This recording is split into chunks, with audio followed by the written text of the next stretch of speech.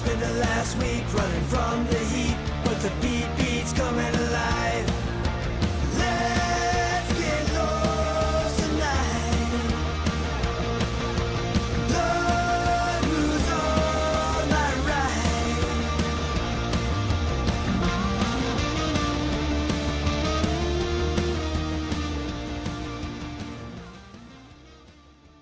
Hello, wackos. Welcome to another episode of Without a Country. This is the first episode that I'm actually recording in 2025. Mike, I still don't hear myself in my own headphones.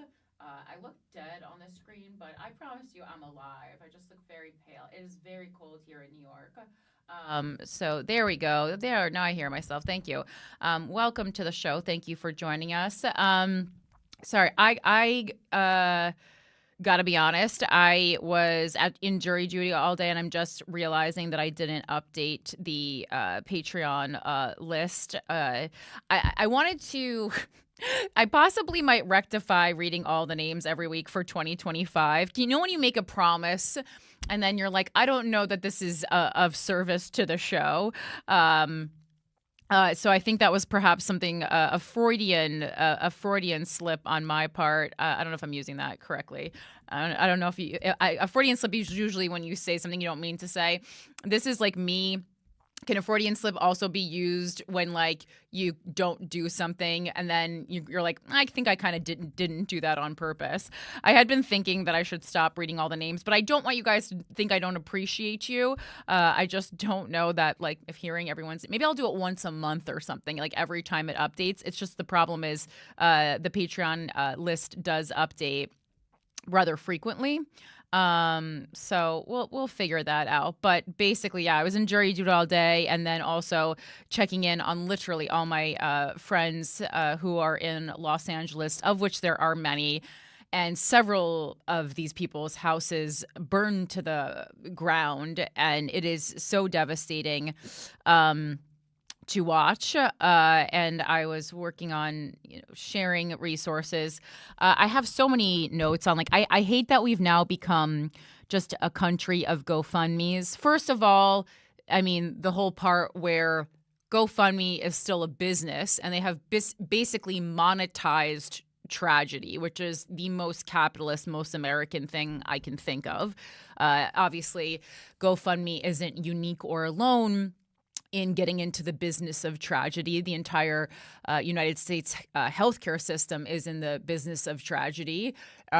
We saw plenty of people monetize tragedy with, wipes and antibacterial stuff during COVID.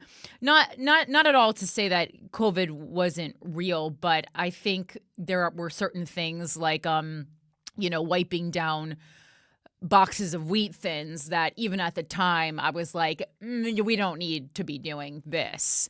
And I never did it. Yeah, so that is that.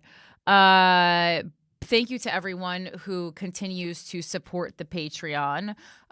It is, if you want to contribute, it's patreon.com/withoutatcountry. And thank you so much to Dictator Hannah Pendergrass, my capitalist pigs, and my cuties. But we are going to get right into the show because there's just so much. My head is actually going to explode. What a crazy start to 2025. If you guys follow astrology, the astrology did say so. But did we heed its warning? I don't know. So this week's enemy of the state, I did write fire, but I actually might retract that because fire is a natural disaster, and the fact that the earth is angry at us and the planet is angry at us, I actually don't blame it. It's kind of the same as if the animals all attacked us. I wouldn't be happy about it.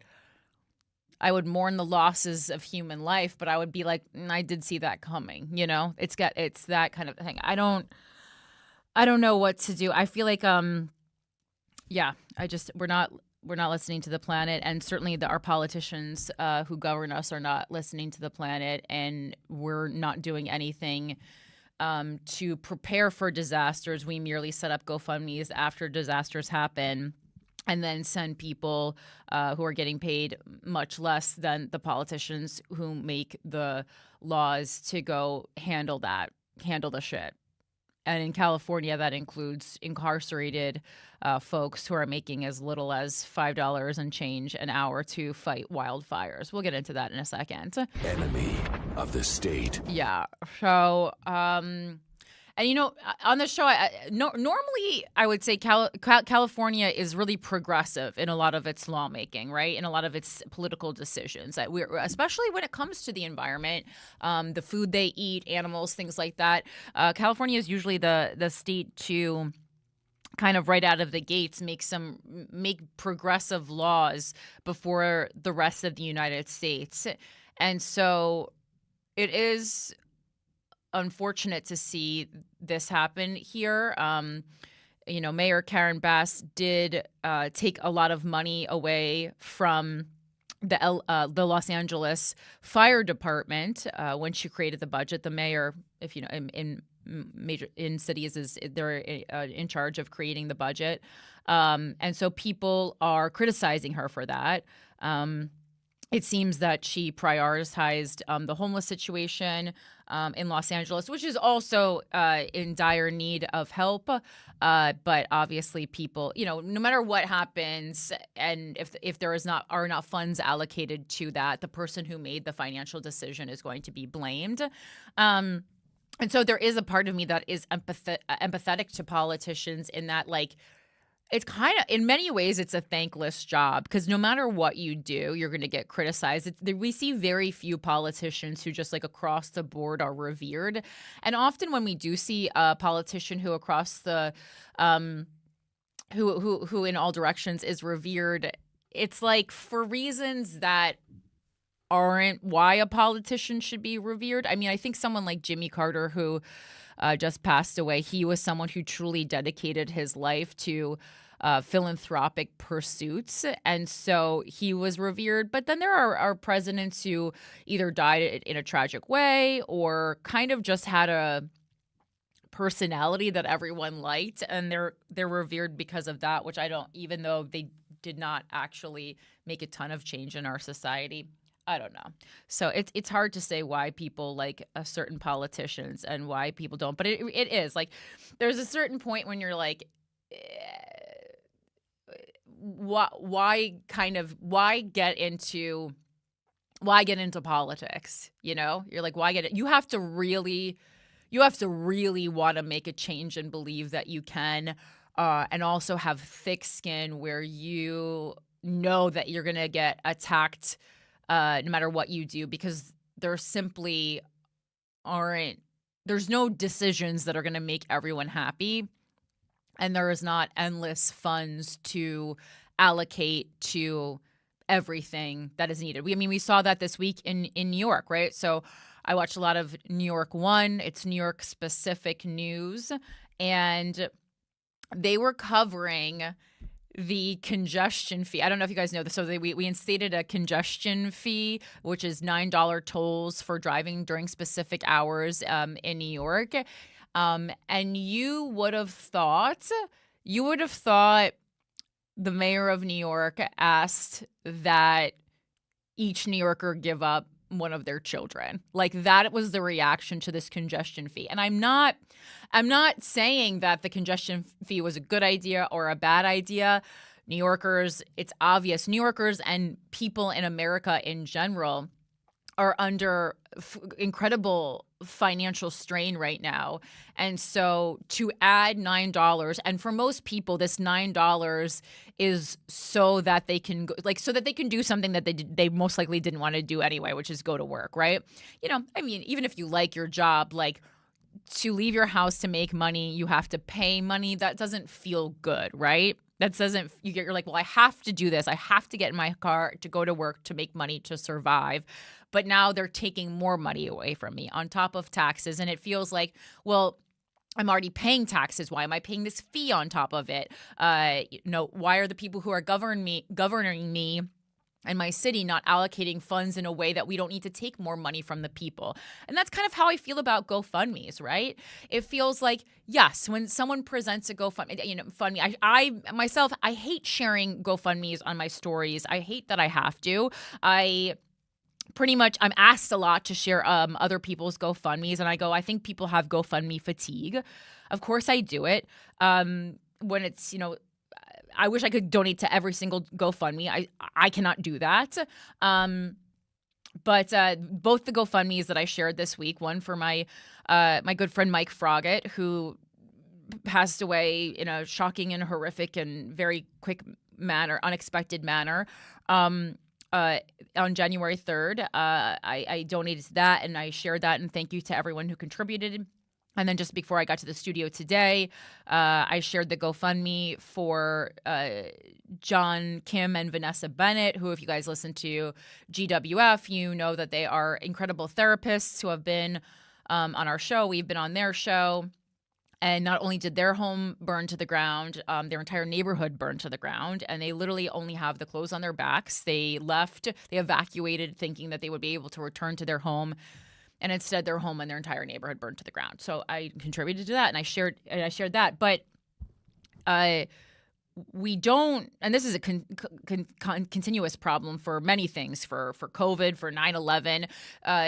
Things happen, and then we try to create we make little bandages instead of having real plans for these kind of inevitable things, right? We knew something like COVID was happening. There's so much documentation that something like that was going to happen, and that the United States should have been prepared for it. We were not. Terrorist attack is just something that any country, basically, especially one that causes, stirs the pot the way America does, should be prepared for. We were not. When you think of the fact that, the TSA as we know it now was created in response to 9/11, and that before that we were just getting on planes willy-nilly, that's really quite crazy. That's really quite crazy that no one thought, someone might try to do something bad on a plane, a room in the sky when we're all isolated, air jail, basically, like you would call, when you pick up a dog. But that's what we are, and now we don't have plans for relief. We buy insurance because we think that buys us financial relief if our home burns down.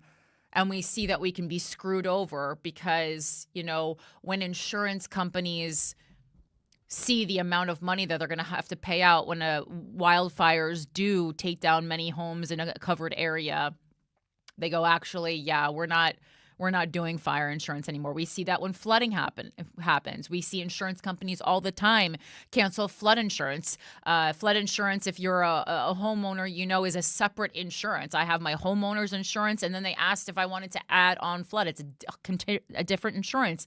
Many companies don't even offer it, or it's incredibly high. And then you have to look into the nitty-gritty details of the coverage. What is it actually coverage? Did you hit all the points? Did you step your toe outside of the lines of the boundaries that you agreed to of the contract? It's pretty crazy. And then we're just left with GoFundMes. And then, as you're checking out on a GoFundMe, they say, "Do you want to tip GoFundMe?" What did you do? What did you do, GoFundMe? I honestly wish people would just give out their Venmo handles. I know it's not the big show that a GoFundMe is. You don't see the bar move up as it moves towards the $50,000 goal. But I truly just wish people would just say, "This is my Venmo handle. Send me money directly here." Because then at least I would know all the money was going to a cause. The cause that I wanted to go to, not towards a company like GoFundMe that is, monetizing tragedies that for the most part should be covered. I mean, it's always medical or a home loss. It's always something that you go, aren't we doing things already to cover this? And sometimes it's because insurance, it takes so long for insurance coverage to kick in. It's so, and you need those day-to-day funds. And sometimes it's because, well, I couldn't afford health insurance at all, or whatever the story is, or I work this job but I don't work enough hours, so my employer doesn't give me coverage. It's a real catastrophe here. So I mean, perhaps the enemy of the state is really the GoFundMe culture that we live in. And it's so interesting. I was thinking about this, after my friend Mike died, and now it's just giving me double the reason to think of that. All right, let's go on. Our main story, obviously, are the wildfires in Los Angeles.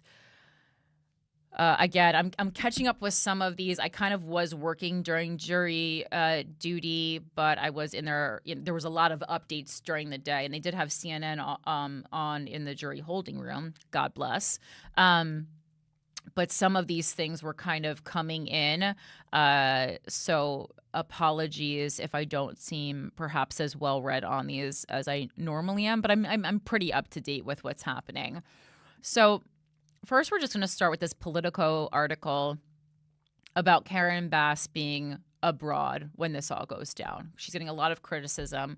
Again, I'm trying to read this with an empathetic heart, because for any one person to handle a natural disaster of this magnitude is extremely tough. And I don't, I would love more examples of politicians who really nailed it, But it does feel like she was just like, okay, I'm gone, like it's like a Ted Cruz situation, or as I was talking to Mike before we went on air, like when George W. Bush was told 9/11 happened and he continued reading My Pet Goat to a classroom of children. So really a bipartisan issue, kind of being MIA when things go down. But this is from Politico. With Bass abroad, even Democrats are slamming L.A. mayor over wildfires. And Politico, as we know, left-leaning. Karen Bass is a Democrat, and so this is Democrat on Democrat, just to clarify for the nature of the show. Los Angeles Times owner Patrick Soon-Shiong and developer Rick Caruso led the chorus of criticism against the mayor. Tommy Vietor, a former Obama staffer and Pod Save America host, piled on. And again, like whether or not these people are correct in their criticism, I also do think it's like, okay, say all the things you're saying about this woman are correct. All the mistakes you are pointing out that she made are correct. Is right now the time to handle? Like, shouldn't right now be the time when we're like, what can we do to come together as a community and help? I do also, I gotta say, I'm like, I was trying to think in my head, what would I like to see a mayor do? Ideally, what would make me have confidence in a mayor? Being in this same city that she governs would, yes, I agree, that would be a good start. I don't think the mayor can't leave town, but it does seem like it was possible that she knew this was coming, or something like this could possibly occur. I was researching whether or not there is a, fire season in Los Angeles the way there, that hurricane season or hurricane season or earthquake season exists. And there is not. So it's not like there's like a designated, set of months when one should not leave the country. But it seems like the signs were there that it was incredibly dry. And then, of course, the historic windstorms.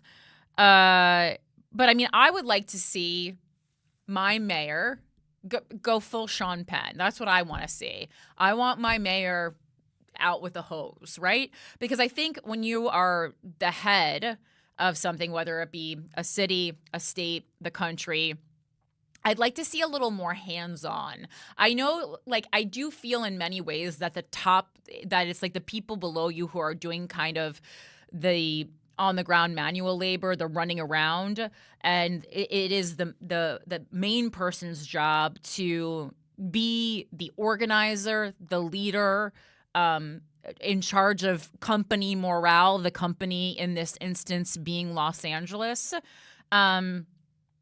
But yeah, there is like, I think it was like, I saw footage of like Steve Guttenberg was like moving, an actor was like out in LA helping the fire department move cars himself. And it's like, that's kind of what you want to see. You want to see people like getting their hands dirty, not in a clean suit in a conference room, especially when things aren't getting done the way you want them to be done. So Los Angeles Mayor Karen Bass faced mounting criticism Wednesday for her handling of deadly wildfires that continued to rage across the region, taking blame from influential city figures as she traveled back from a trip to Africa. Patrick Soon-Shiong, the billionaire owner of the Los Angeles Times, slammed Bass in an ex-post claiming the mayor slashed the Los Angeles Fire Department's budget despite the high risk of wildfires in the region, and raised questions about reports that some fire hydrants in the Pacific Palisades had run dry. I hope he contributed a lot of money. Fires in LA are sadly no surprise, yet the mayor cut LA Fire Department's budget by $23 million, which does sound extreme. And I got to say, as someone who lives by a firehouse in New York City, out of all the jobs that I've witnessed being held in this great city, I can attest that, in my opinion, I've never seen a group of people working so constantly as the firefighters.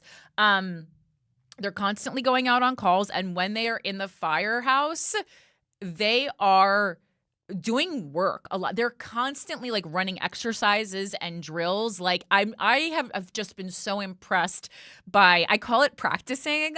I'm guessing they call it drills, but like how often they practice. They are always making sure their machinery is working, making sure their ladder is working, learning new things, like doing drills at the firehouse. It's really, really impressive, and I feel really confident that any money that goes towards a fire department is money well spent.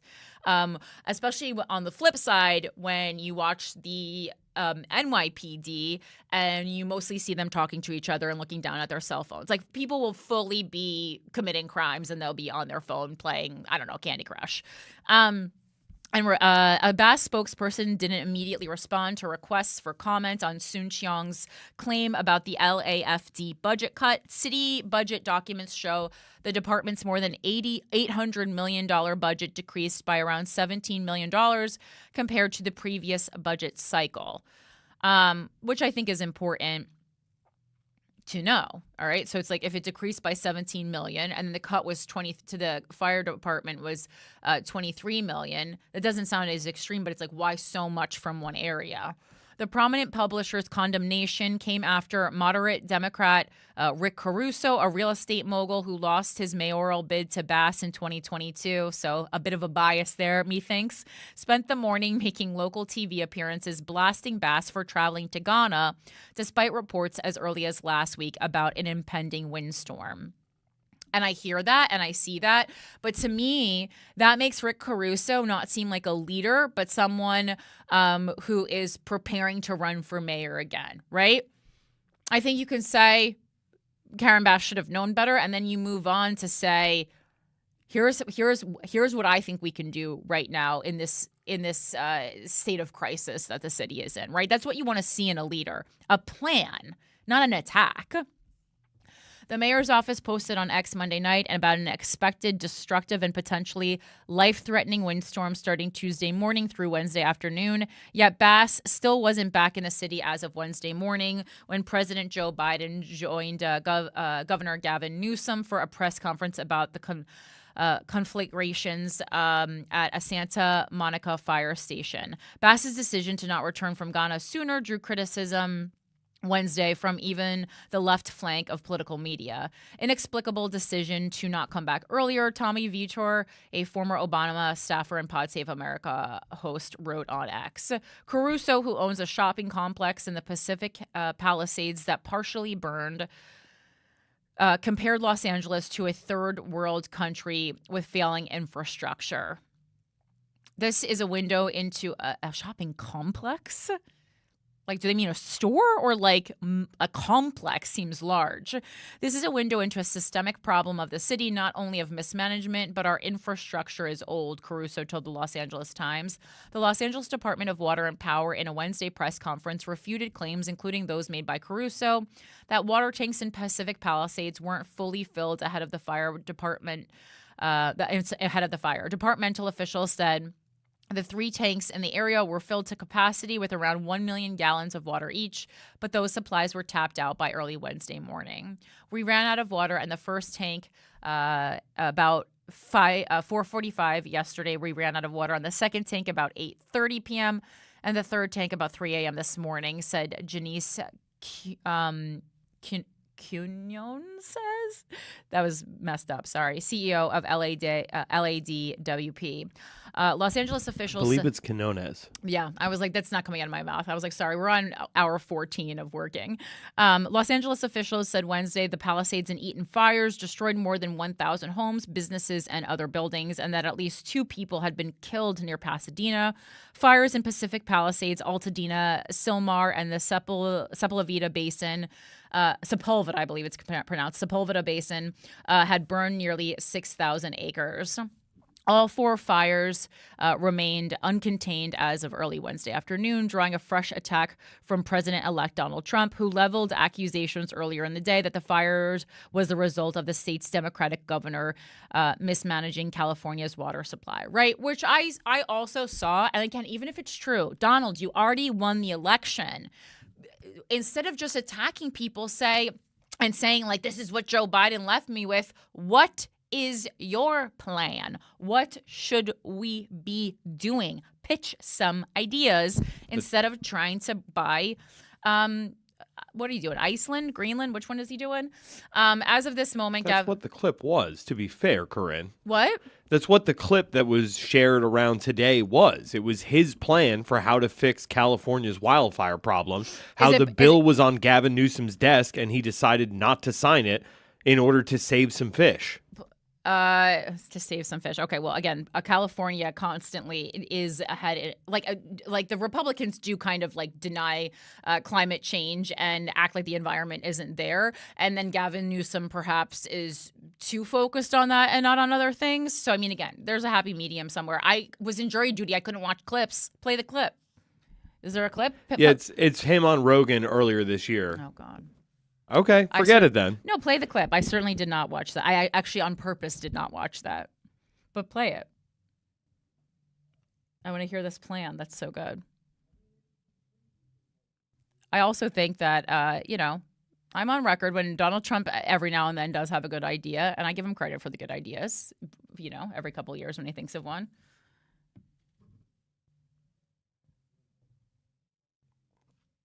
Sorry, I thought this was like on your phone ready to go. I thought you had been watching it on a loop constantly. I'm not a Donald Stan like that. I feel like this was something I sent to you earlier today. Again, I was in jury duty. I was literally not allowed to be on my phone. No, I know. Now I'm looking through my DMs with other people. All right. Well, I'll finish reading this article and then just tell me when you have it. As of this moment, this is a quote from Donald Trump, please, not the political article. As of this moment, Gavin Newsom and his Los Angeles crew have contained exactly 0% of the fire, he wrote. It is burning at levels that even surpassed last night. This is not government. I can't wait till January 20th. Bass is still flying back to Los Angeles. She's there now. And her spokespeople didn't immediately respond to requests for comment about her current location.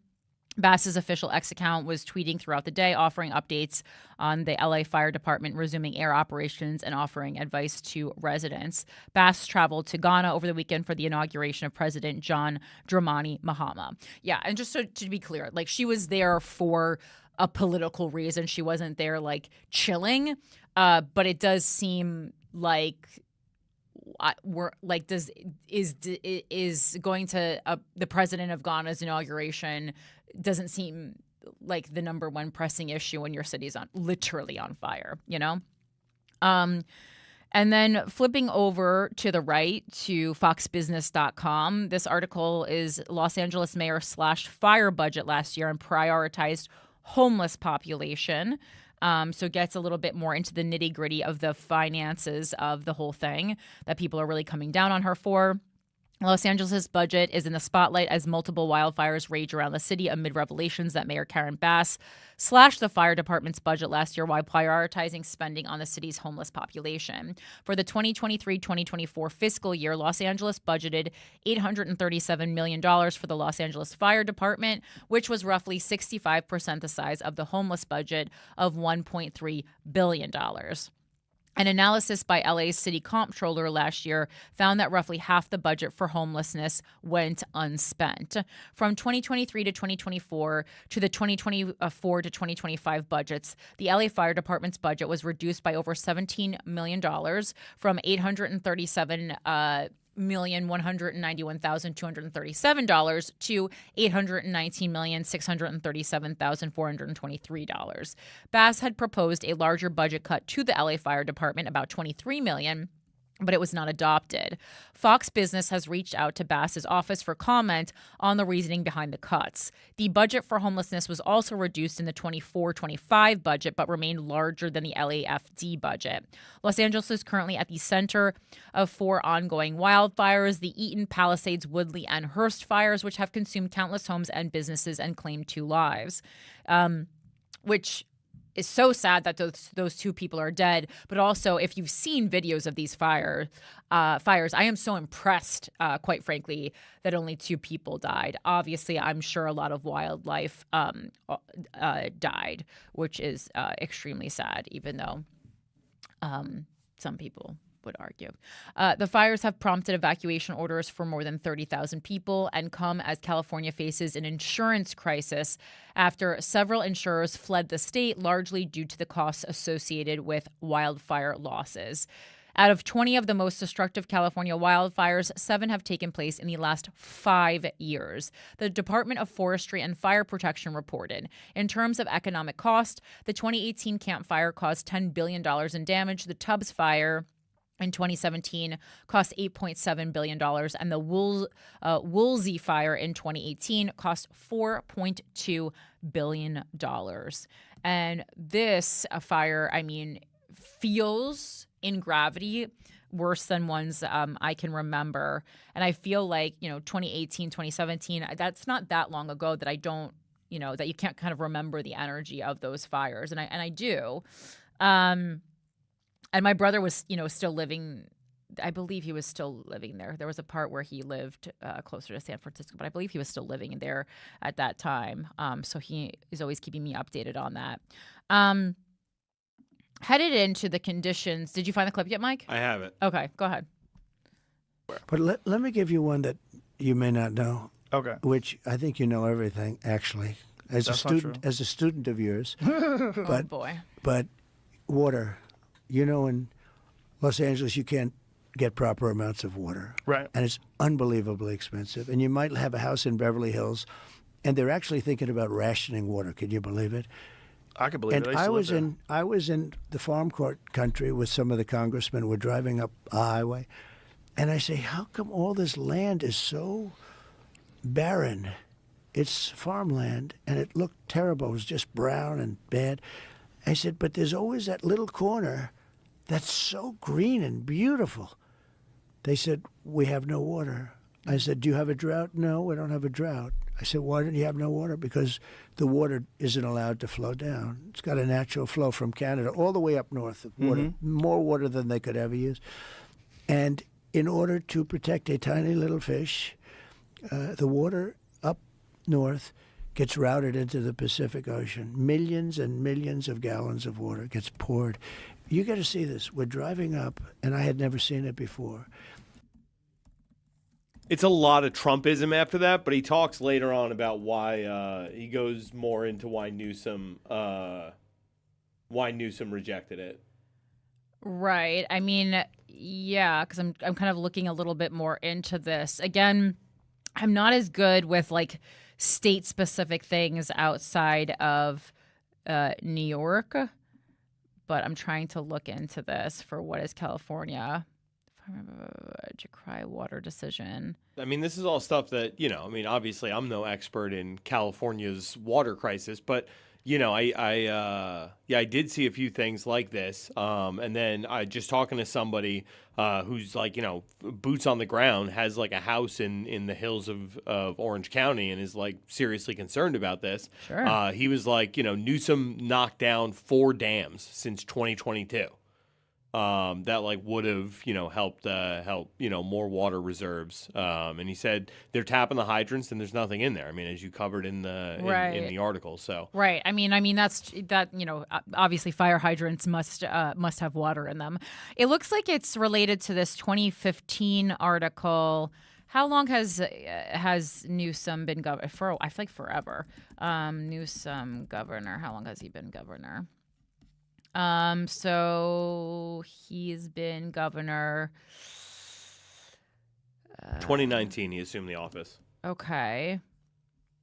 All right, so then this wouldn't, but I mean, had other positions before this because it says he was in office though when Trump was in the first time. Right. So this is January 12th, 2015 though. Farmers in Dry, California, which is before Trump was in office because that happened in 2016. Farmers in Dry, California decry water decision favoring little fish. This is from ksbw.com. California farmers struggling with a drought say a U.S. Supreme Court decision issued Monday that keeps strict water restrictions in place to protect a tiny threatened fish has forced them to leave thousands of acres unplanted in the nation's most fertile agricultural region.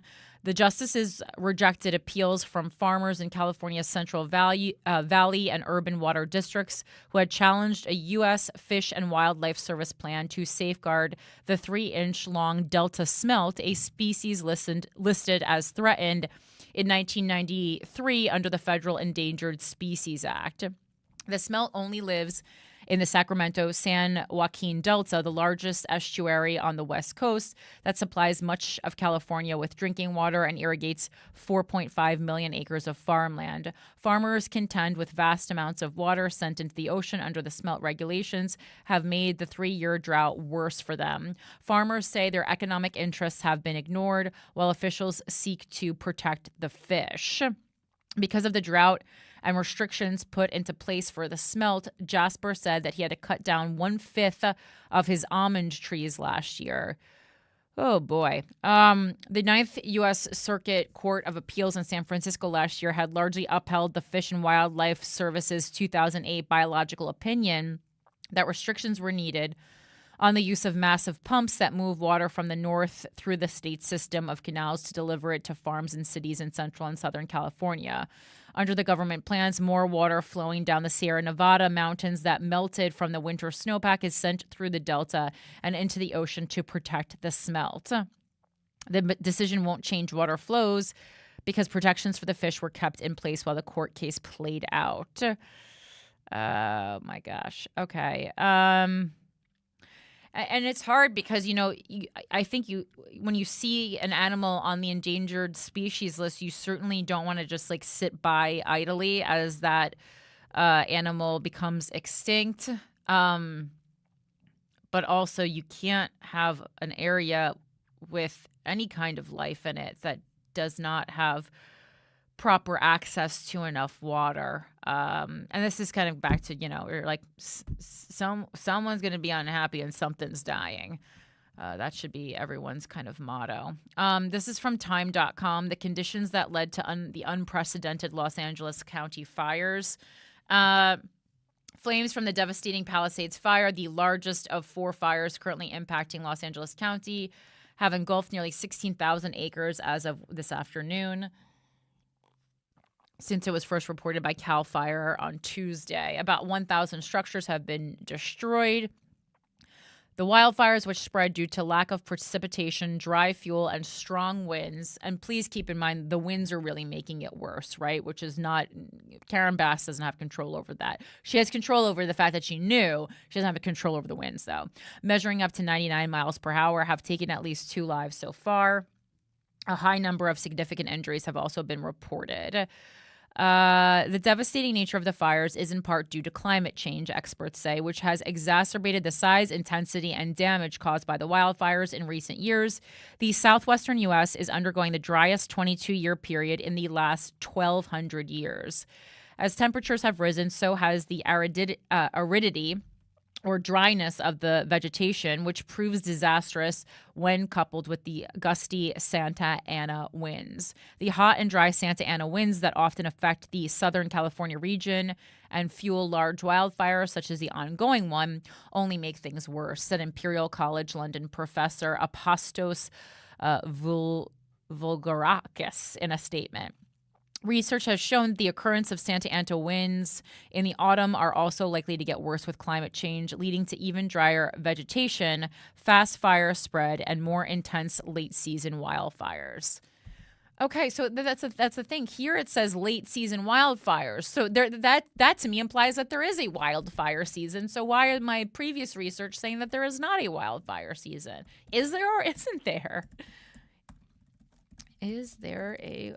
I'm looking at it again. This is because this is bothering me. Okay, so now now another place is saying that it starts in June or July and runs through October.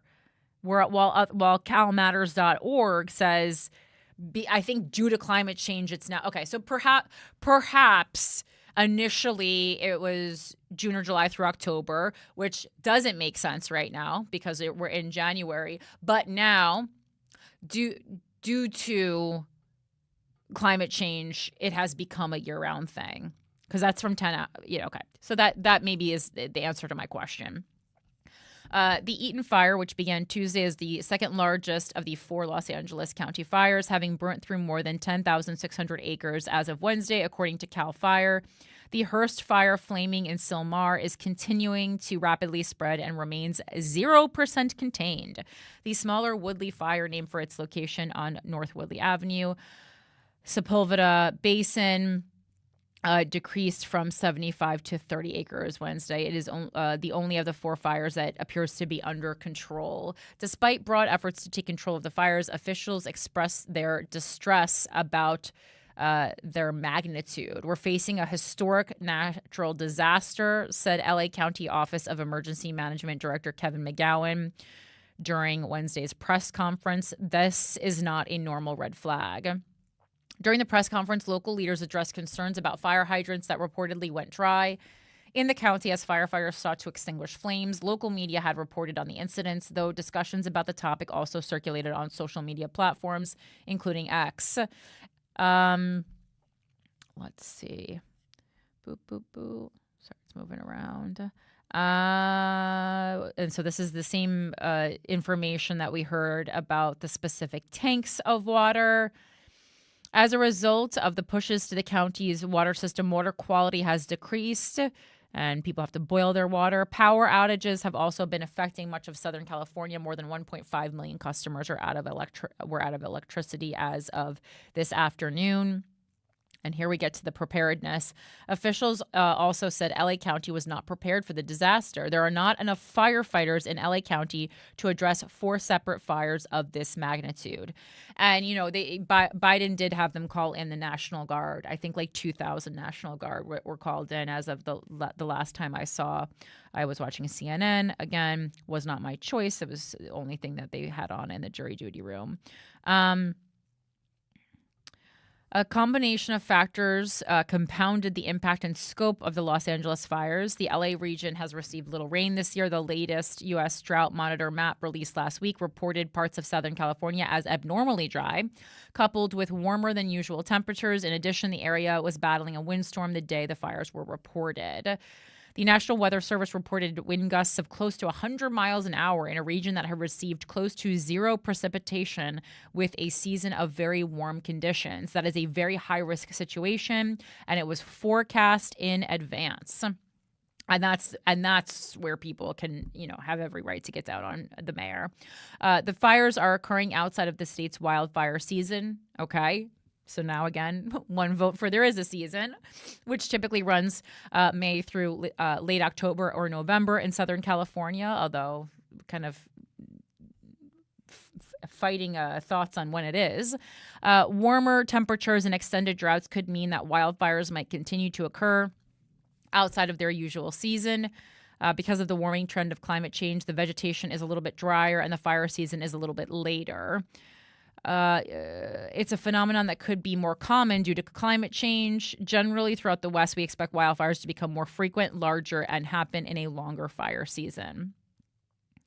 Raymond says that wildfires will continue to cause devastation as long as areas that were previously natural vegetation are commercially developed, a process known as wildland-urban interface. There's a lack of awareness about how much most people living in the West are living in areas that are prone to wildfire. Practices like controlled burns or vegetation management can help manage fire risks, and experts say that communities should have evacuation plans and plan any developments with wildfires in mind, which is the thing. And there was a lot of talk about how basically, any school facility should be able to be quickly flipped or ready at all times, really, to be a safe haven for people in that community. Doesn't seem like that's so. And it was also said that they had stopped funding as many controlled burns. But wildfires have long been a part of California's ecosystem and will continue to be so. There have been wildfires in California much longer than there have been cities.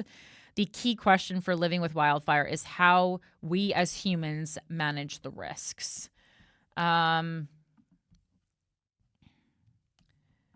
then I have an article from the New York Post kind of going into further detail about how LA ran out of water. It's from the New York Post. I'm kind of just flip-flopping between Republican and Democratic news sources to really get the full scope on this,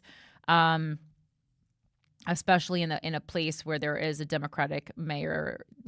Republican news sources are really going to love coming for her. But again, Democrats are coming from her too, although it seems like they're kind of like centrists, really.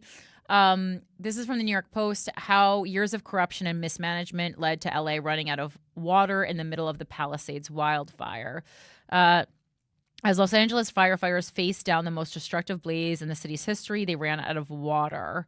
Fire crews were forced to watch as an entire blocks of the Pacific Palisades, one of the most scenic and celeb-packed neighborhoods in LA, were incinerated in a matter of hours, late Tuesday and early Wednesday. There's no water in the fire hydrants. Rick Caruso, who owns the Palisades Village Mall in the heart of the devastated area, fumed to local media. And again, not that you're not allowed to own stuff, but politicians owning entire malls, I do feel like maybe it's a conflict of interest. The firefighters are there and there's nothing they can do. We've got neighborhoods burning, homes burning, and businesses burning. It should never happen. The water shortage was the result of years of mismanagement of LA's water system, including a federal indictment of a leader and high-profile resignations, as well as major operational problems that drained reserves too quickly. The Pacific Palisades fire, whipped up by hurricane-force Santa Ana winds, destroyed more than 1,000 homes and businesses. We know this already. LA residents voiced their outrage over the conditions that allowed the fire. 5 people died as of tonight. This is now being updated. Several others are injured, and at least 70,000 people had to evacuate their homes. Adding insults to injury, Democratic Mayor Karen Bass was in Africa. We know all this. Someone's mad on X, blah, blah, blah. Trying to look for some new information in here. Couldn't handle it. The problem was not only isolated to the city of LA. Malcolm Stewart, who lives near Pasadena, has not seen a single fire truck on his street as he watched the Eaton fire, a huge blaze east of Los Angeles, swallow his neighbors' houses one by one, creeping closer to his childhood home. The water supply to his house had been cut, leaving him and his brother without so much as a garden hose to douse spot fires and keep the flames from spreading to their property. The county did nothing. He's literally out there with dirt and a shovel and hope. When the same thing happened in neighboring Ventura County in November, humiliated officials blamed damaged pumps and overall lack of water, despite backup systems and protocols that allow firefighters to draw water from other sources. And again, if you were kind of on social media today, you did see a lot of people being like, this is giving me Maui, vibes. Like the kind of the same, it's like it seems like we damn well knew something like this was going to happen, and then something like this happened, right? In LA, those fail-safe safes should have been working. The hydrants should have stayed full, and a water shortage on this scale should never happen. The failure of LA's water system comes after years of criticism from President-elect Donald Trump and others that California's leaders are not managing their water or their fire risk properly. Trump pinned blame for the water shortage on Democratic Governor Newsom, who derailed a 2020 Trump admin order redirecting water from the verdant north of the state to parched SoCal, which we then went back and kind of learned what that was about. But can you pull up that actual order and did someone summarize it in layman's terms? I would love to actually just see if there is perhaps something that we are missing, or if it's literally was just because of this endangered species. Newsom's excuse, a tiny endangered fish that has already been declared functionally extinct. He wanted to protect an essentially worthless fish called a smelt. See, that's what I mean. I wouldn't, if you know anything, a child knows that, all levels of an ecosystem are related, and just because a fish is tiny doesn't mean that it is useless in an ecosystem. So I do not know that that's the way I would present it if I were president, but I am not. Donald Trump is the president-elect. And so it just seems like, okay, we get it. Gavin Newsom was trying to protect the smelt, but did he really think about what would happen? It's not like wildfires in California are a surprise. It just seems like, how could we be this short-sighted, Trump has also slammed Newsom for failure to clean up underbrush and dead trees that can fuel forest fires, though it's not clear whether that is a factor in these latest blazes. I told him from the first day we met that he must clean his forest floors regardless of what his bosses, the environmentalists, demand of him. Must also do burns and cut fire stoppers. Trump posted to X in 2019. So it does seem like Trump is actually on record with having talked about this, but he would also have had multiple opportunities to talk about this because the wildfires have been so common in the past 5 years, right? So it's like, was he talking about this regularly before these wildfires became such a regular occurrence? That you would have to go to in 2016, was he talking about it? Basically, is what I would need to know, right? It's easy to solve a problem after the problem is revealed to us. Really? Because it's been a problem since 2018. And he's the only one who's put something forward to fix it. You're so defensive of Donald Trump. I'm not defensive of him. I'm just saying it's crazy for you to say, it's nuts that he wasn't attacking this in 2016. I'm not saying it's nuts. I'm saying it's easy to attack someone for not having a solution to a problem once the problem is presented. That's all I'm saying. The problem was presented in 2018. I'm saying no, it was already happening in 2017. It was happening for years and years, but I'm saying this really bad one was in 2018. The two in a year. They said the campfire one. But one of the ones was already in 2017. I mean, yes, it's not a new thing for wildfires to be spreading in California. But yeah, I'm just kind of saying and also we know one of Donald Trump's favorite people to attack is Gavin Newsom because Trump thinks he's gay or whatever. He just likes to. He's way too liberal for Donald Trump's tastes. I don't know. I mean, he seemed to go to bat for him on that Rogan interview at one point when I was watching. He said, I don't think Newsom shot it down because he didn't want to give my administration a win.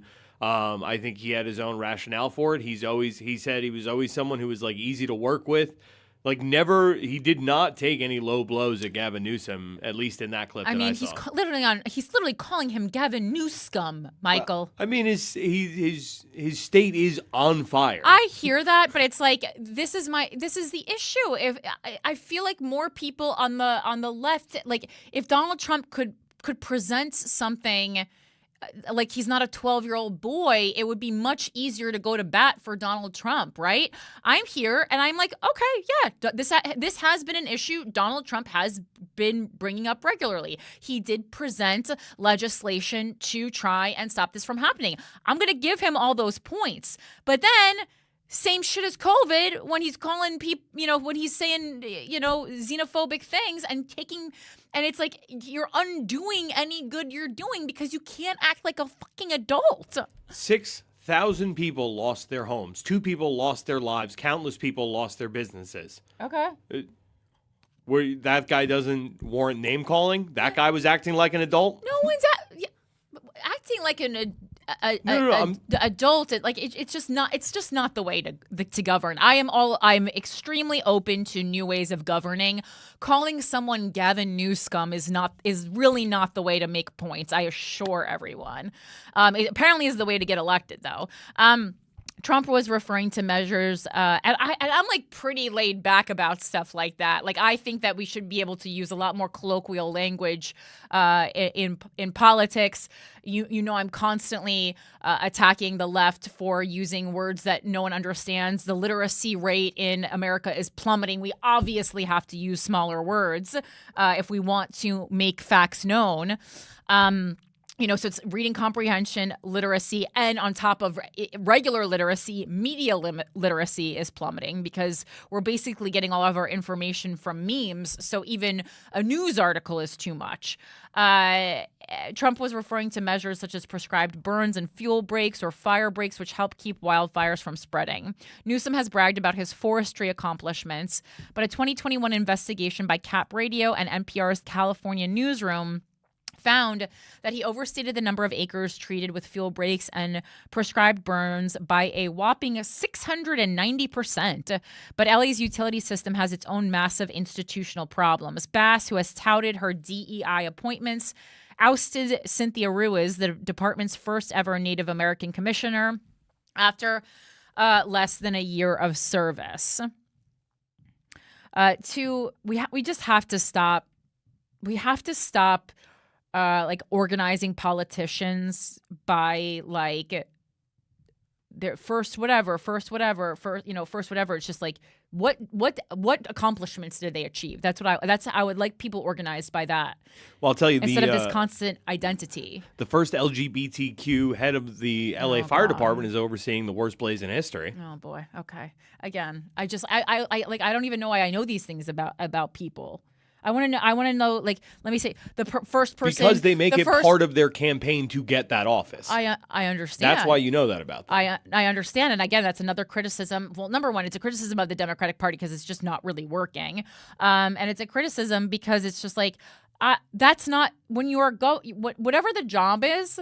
I should know about things that make you qualified for that job. Like, what have you done? What have you achieved that, or what have you not achieved that made you ousted by it? Like, okay, so they ousted her but then why? All I know is that she was Native American.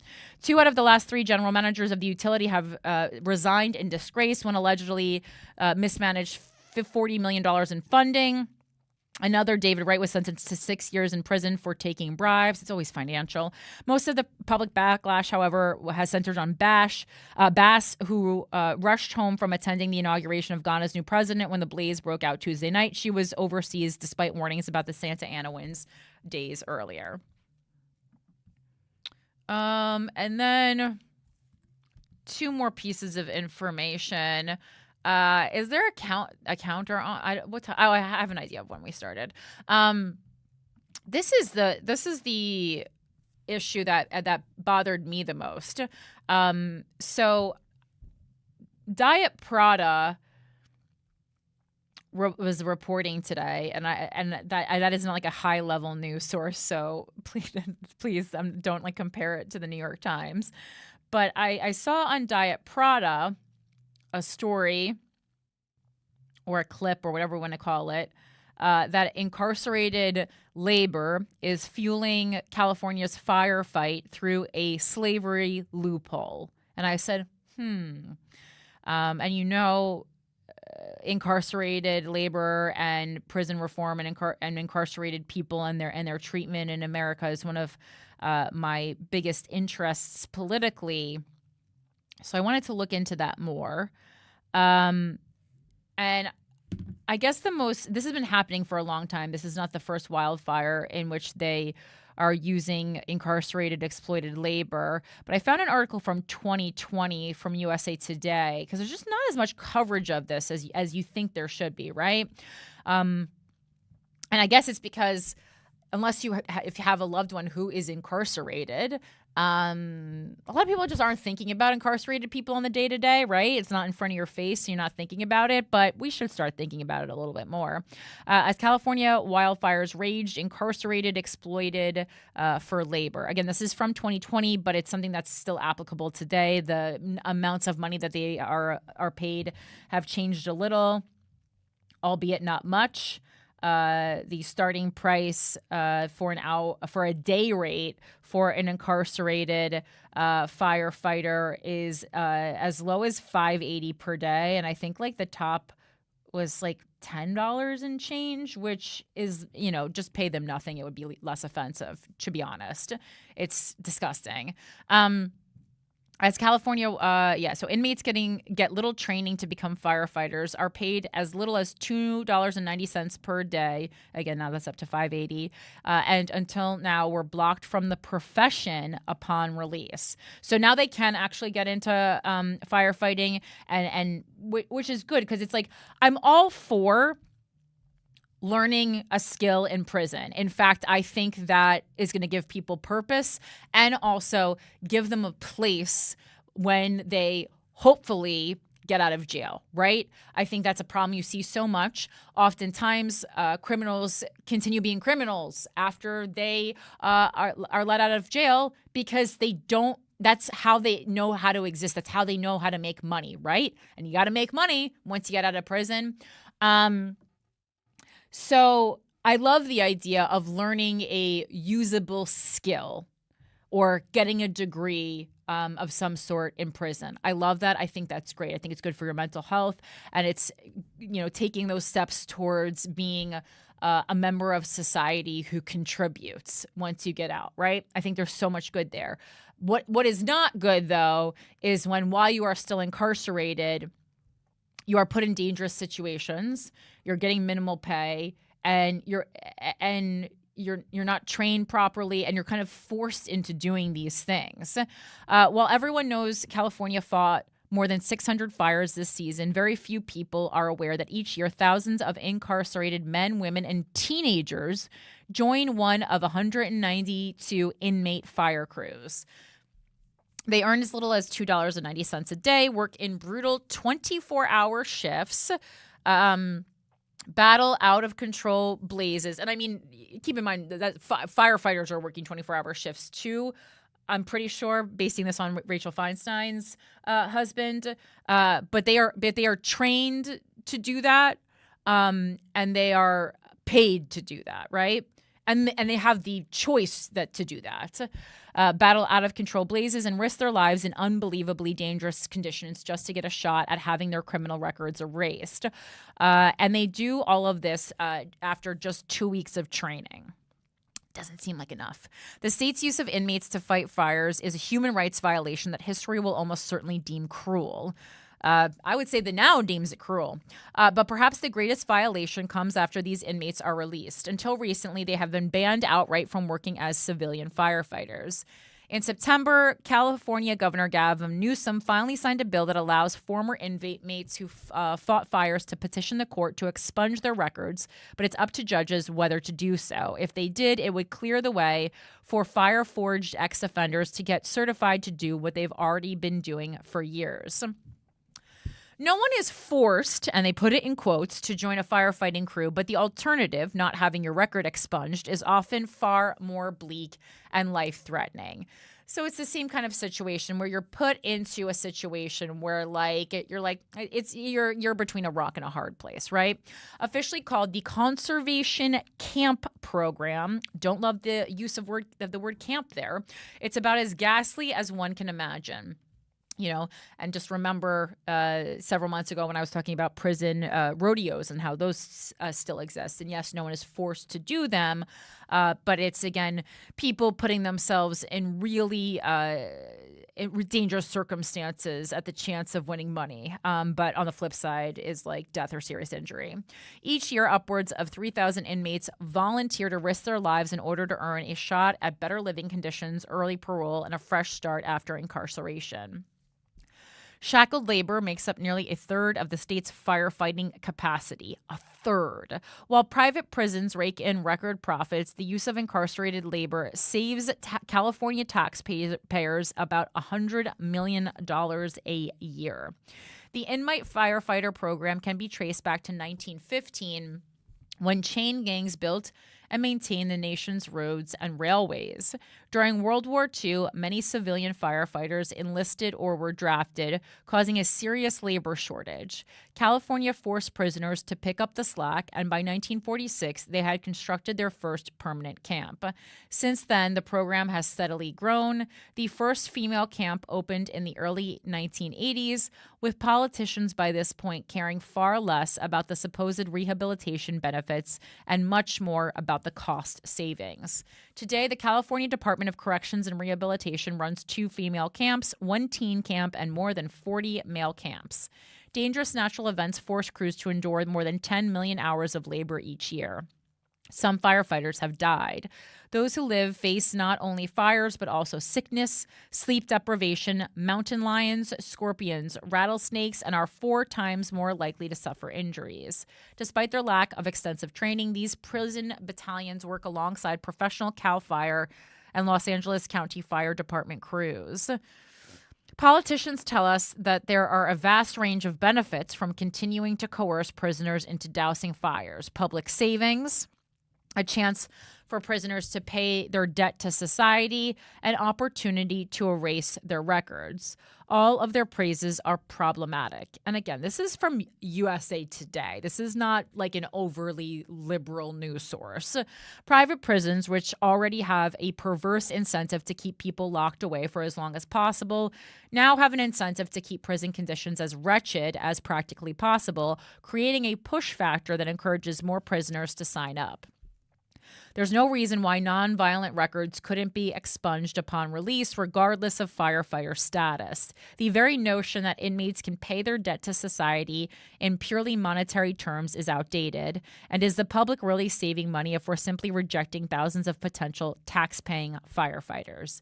The union that represents CAL FIRE employees, for its part, is vehemently against relying on prison labor, not only because it takes jobs from highly trained professionals, but also because it drastically lowers the bar and puts even the most experienced crews at greater risk, right?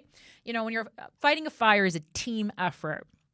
So if your teammate has 2 weeks experience and you have, 5 to 7 years of experience, maybe much more, and you're relying on that teammate to help you get out of a burning home, or to assist you, or to catch a kid that's jumping out, like, you just don't have that same trust level.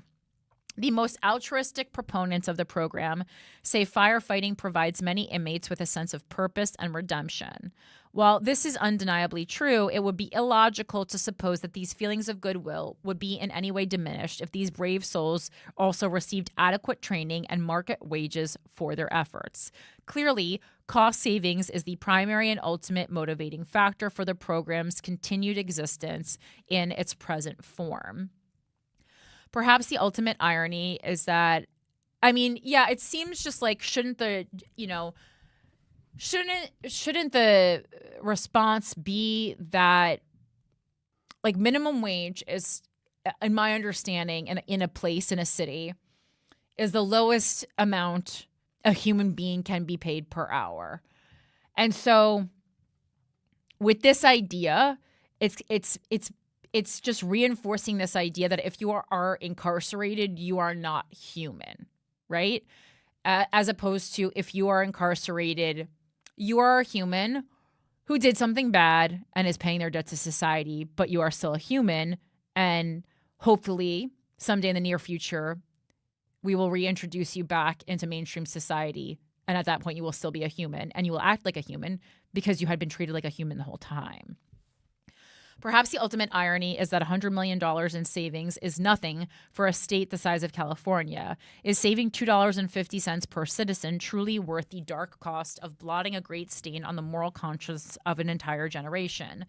There is a deep lack of empathy in our times. If we could truly put ourselves in mountain-worn boots of prison firefighters, then maybe we too could consider ending this particular coercion.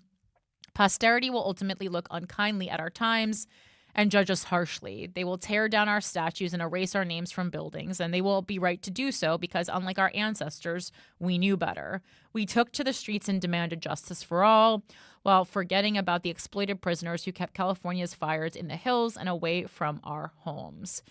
That piece is by Jared A. Brock. Obviously, it was an opinion piece, but I found it quite interesting. Update here. Yes. Newsom is saying that no such bill ever came across his desk. He is mostly interested in focus on protecting people, not playing politics, and making sure firefighters have all the resources that they need.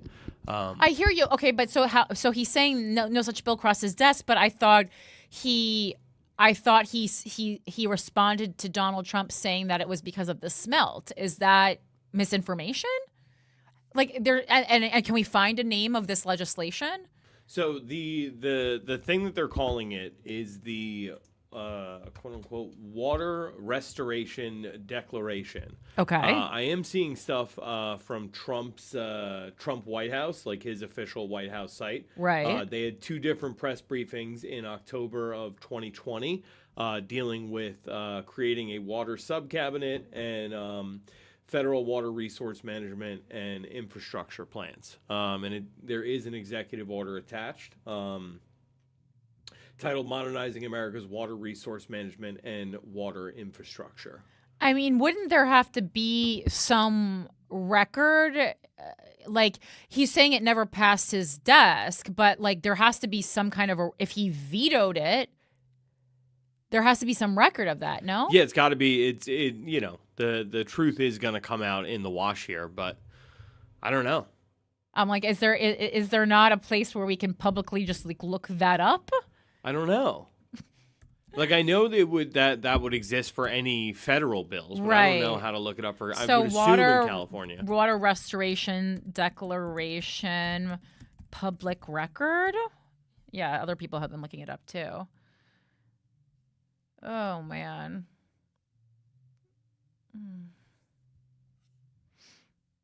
Yeah, I see a spokesperson for Newsom is calling this pure fiction. Ay. All right.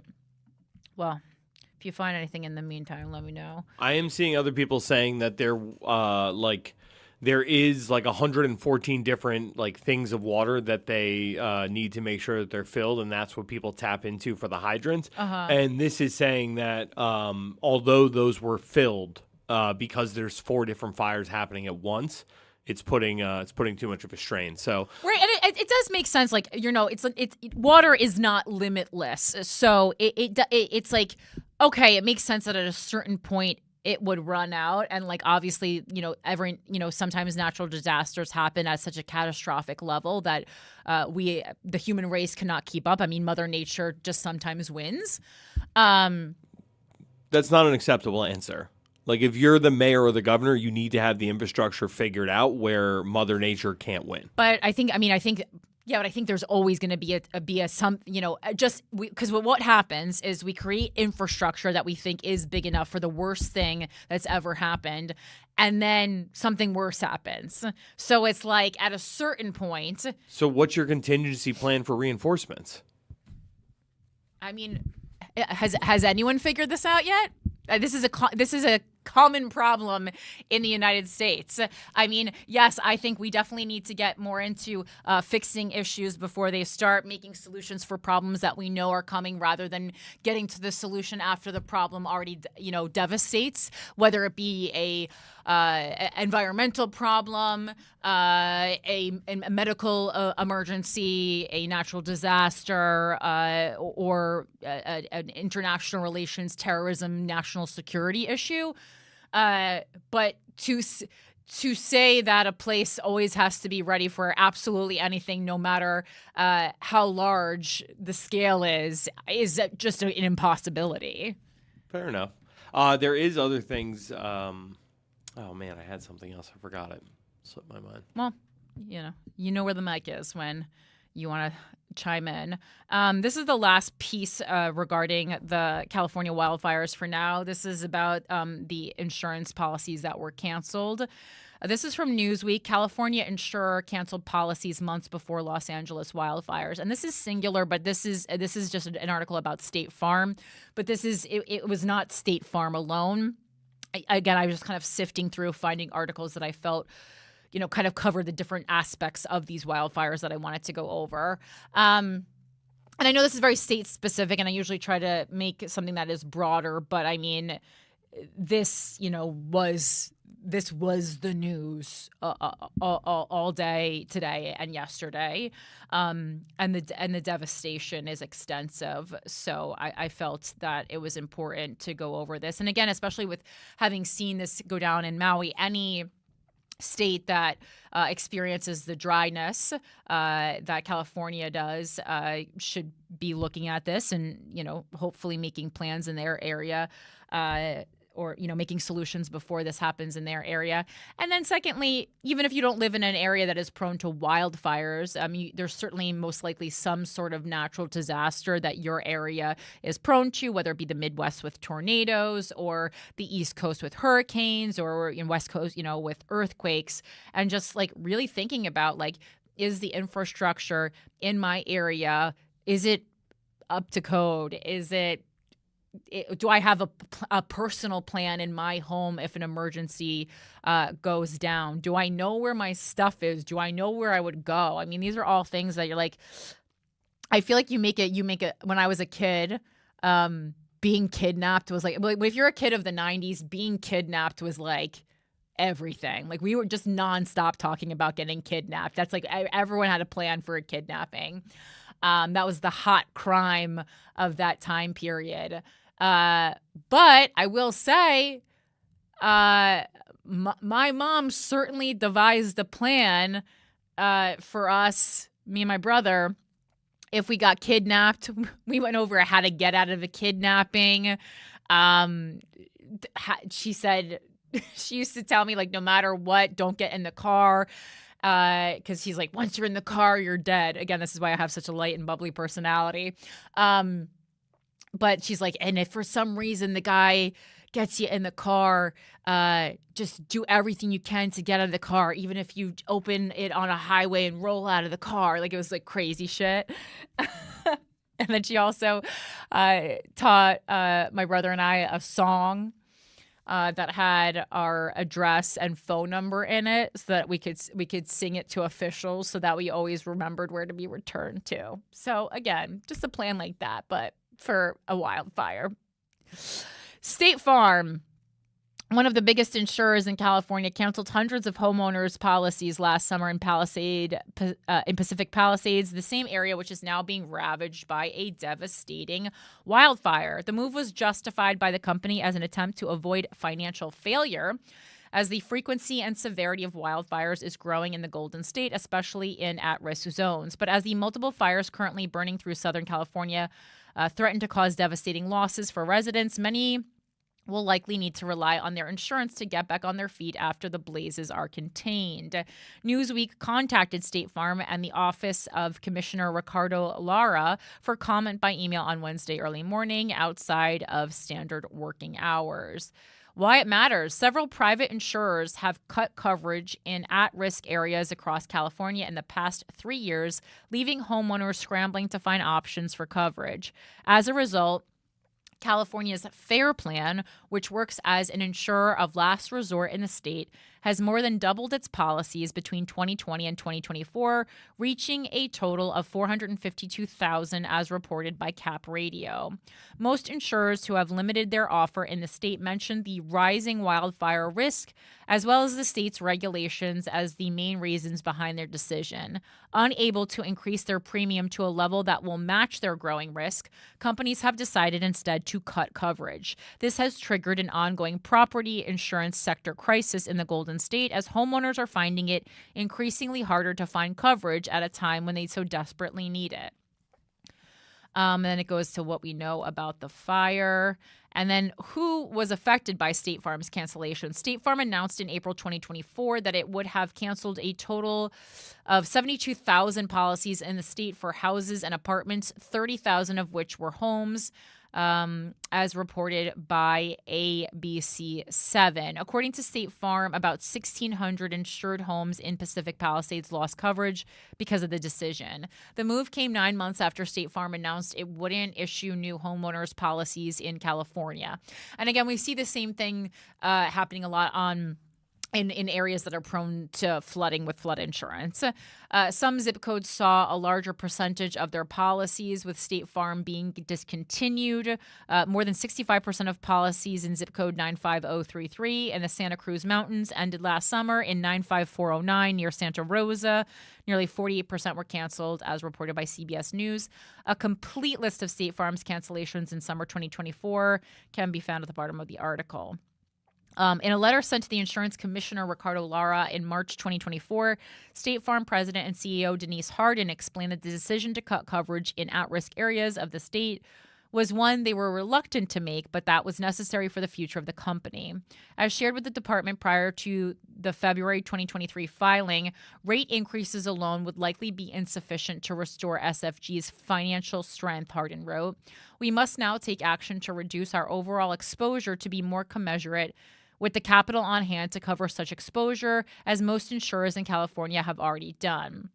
We have been reluctant to take this step, recognizing how difficult it will be for impacted policyholders, in addition to our independent contractor agents who are small business owners and employers in their local California communities.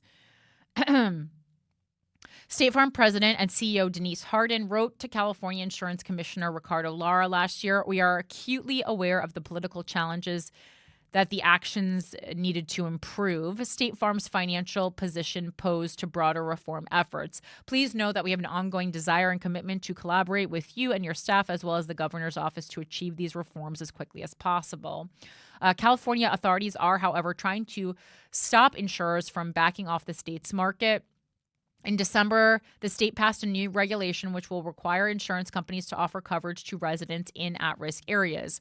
Insurers will be required to write policies in areas equivalent to no less than 85% of their statewide market share. Californians deserve a reliable insurance market that doesn't retreat from communities most vulnerable to wildfires and climate change, Lara said in a statement last month. This is a historic moment for California. The 85% threshold required under the new regulation won't be reached immediately, but companies will have to match a 5% increase every 2 years. Critics of the new regulation have raised concerns over the fact that the law doesn't require new policies fast enough to prevent what could be real disasters in at-risk areas, and that it could lead to consistent premium hikes. And then they go through all the zip codes in the areas if you live in California that you can go over. So yeah, I wish there was more good news, guys, but that's not really what the show is about, I guess. It's about the news. I'd be happy to share good news, actually, if there were more. So now kind of going into girl, let's see where we are. All right, we have like a good amount of time left. We're at about an hour 20. Yeah. I wanted to get into the Blake Lively thing, but at this point it's just like, what seemed so interesting and important last week does not seem so now. I just want to catch up on it a little bit because I don't want you to think that like, oh, I'm ignoring it now because more stuff has come out that might put Justin Baldoni ahead. I don't know what the fuck is this, a race? I don't know what's going on. I don't necessarily think so. I read the text messages that his team released. I did not find them to be particularly interesting or good, or like the gotcha moment that they were trying to make it seem like they were. I guess it was just that Blake Lively had sent a text message to Justin Baldoni where she said like he could come into her trailer while she was breastfeeding. To me, that didn't seem that crazy. Women breastfeed in public all the time. I do not find it odd. It is quite normal. So that is that. Sorry, it's the part of the show where my computer shuts down. Here we go. You can bring it up on the screen if you want. Yeah, I don't know if I can read from this room. I can't really read in this room. It's too far. This is from Newsweek. The legal battle between Blake Lively and Justin Baldoni is raging on into the new year as Baldoni is expected to file his own lawsuit against the Gossip Girl star. Newsweek has contacted representatives from Baldoni by email for comment. Tensions between Lively and her It Ends With Us co-star and director Baldoni became apparent during promotional events, blah, blah, blah. We know all this. We know the backstory.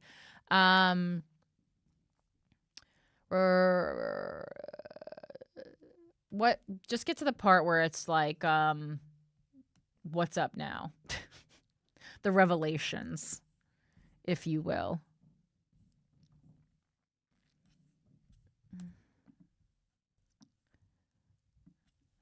Here, again, it's like, this really just seems so unimportant. Not that like being sexually harassed is unimportant, but all right, so we know why Blake. So now Justin Baldoni has a lawsuit against the New York Times and Blake Lively. On December 31st, Baldoni filed a $250 million libel lawsuit against the New York Times, accusing the publication of publishing a biased narrative using manipulated and cherry-picked evidence while ignoring evidence that refuted Lively's allegations. Baldoni's legal team, and I mean, again, I'm not saying Blake Lively's in the clear, but it's going to be pretty difficult to prove to me that Justin Baldoni isn't a piece of shit with what we saw. I mean, we saw the emails between his members of his PR team putting together the smear campaign. And it wasn't like these, like, Baldoni's side is like presenting us with these, tiny 4-piece back and forth text messages. And Lively's team is presenting us with full emails. So, that's a little different. Baldoni's legal team argued that the newspaper caved to the influence of powerful Hollywood elites, including Lively, and disregarded ethical journalistic practices. The lawsuit claims Lively used sexual, and this wouldn't be the first time. New York Times has to retract a lot. The lawsuit claims Lively used sexual harassment allegations as a manipulative tactic to assert control over their production, while deflecting attention from her public missteps. The New York Times defended its reporting, stating it was based on thousands of original documents and adhered to journalistic standards with no factual errors identified by Baldoni or his team. While the New York Times does have to retract a lot, I will say this kind of reporting is kind of like, that's kind of like what the New York Times is known for, right? Like, they worked on that Louis C.K. Piece for quite some time. So I really think they do their due diligence in this kind of reporting, even though in some other areas they do have to retract.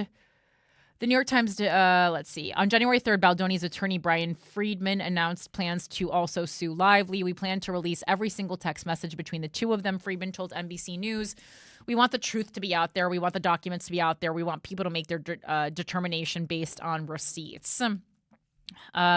Attorneys for Lively told Newsweek in a statement on Monday that Baldoni's lawsuit is based on the obviously false premise that Lively's administrative complaint showed that she didn't intend to file a lawsuit. As demonstrated by federal complaint filed by Ms. Lively earlier today, that frame of reference for the Wayfarer lawsuit is false. While we will not litigate this matter in the press, we do encourage people to read Ms. Lively's complaint in its entirety. We look forward to addressing each and every one of Wayfarer's allegations in court, attorneys told Newsweek.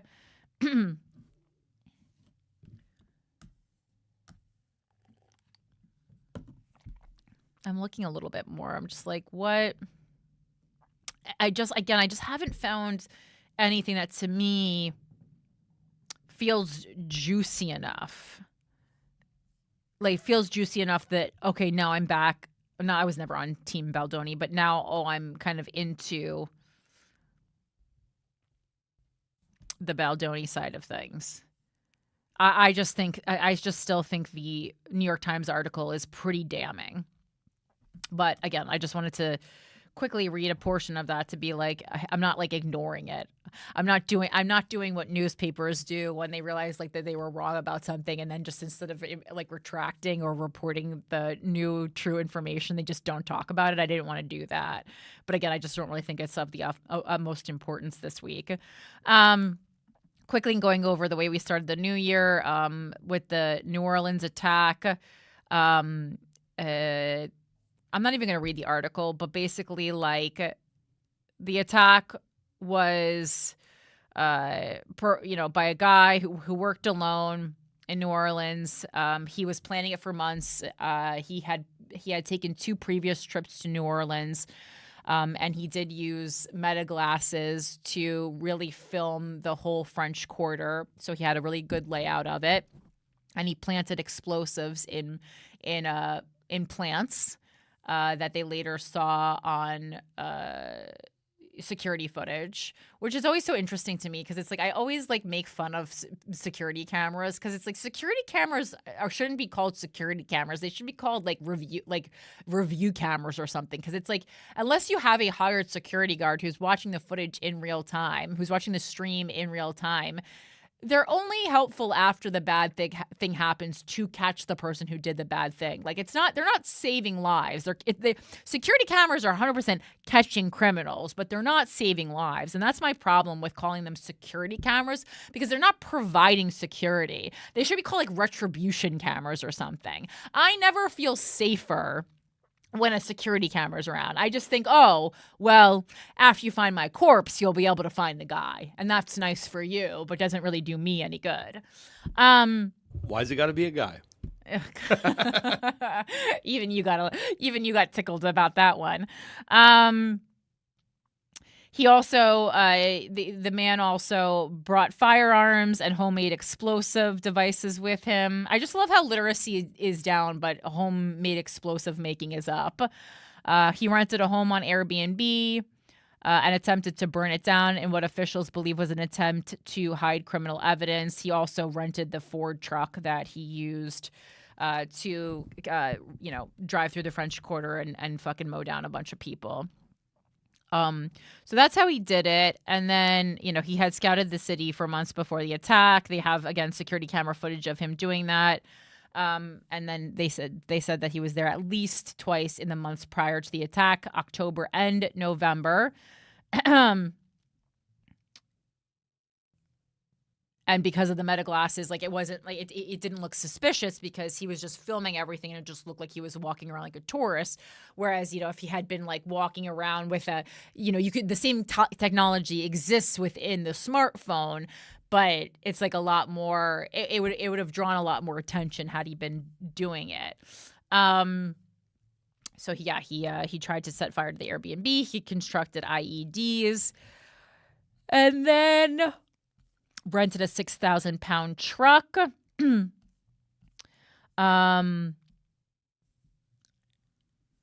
this was all like his motive is that he hates America.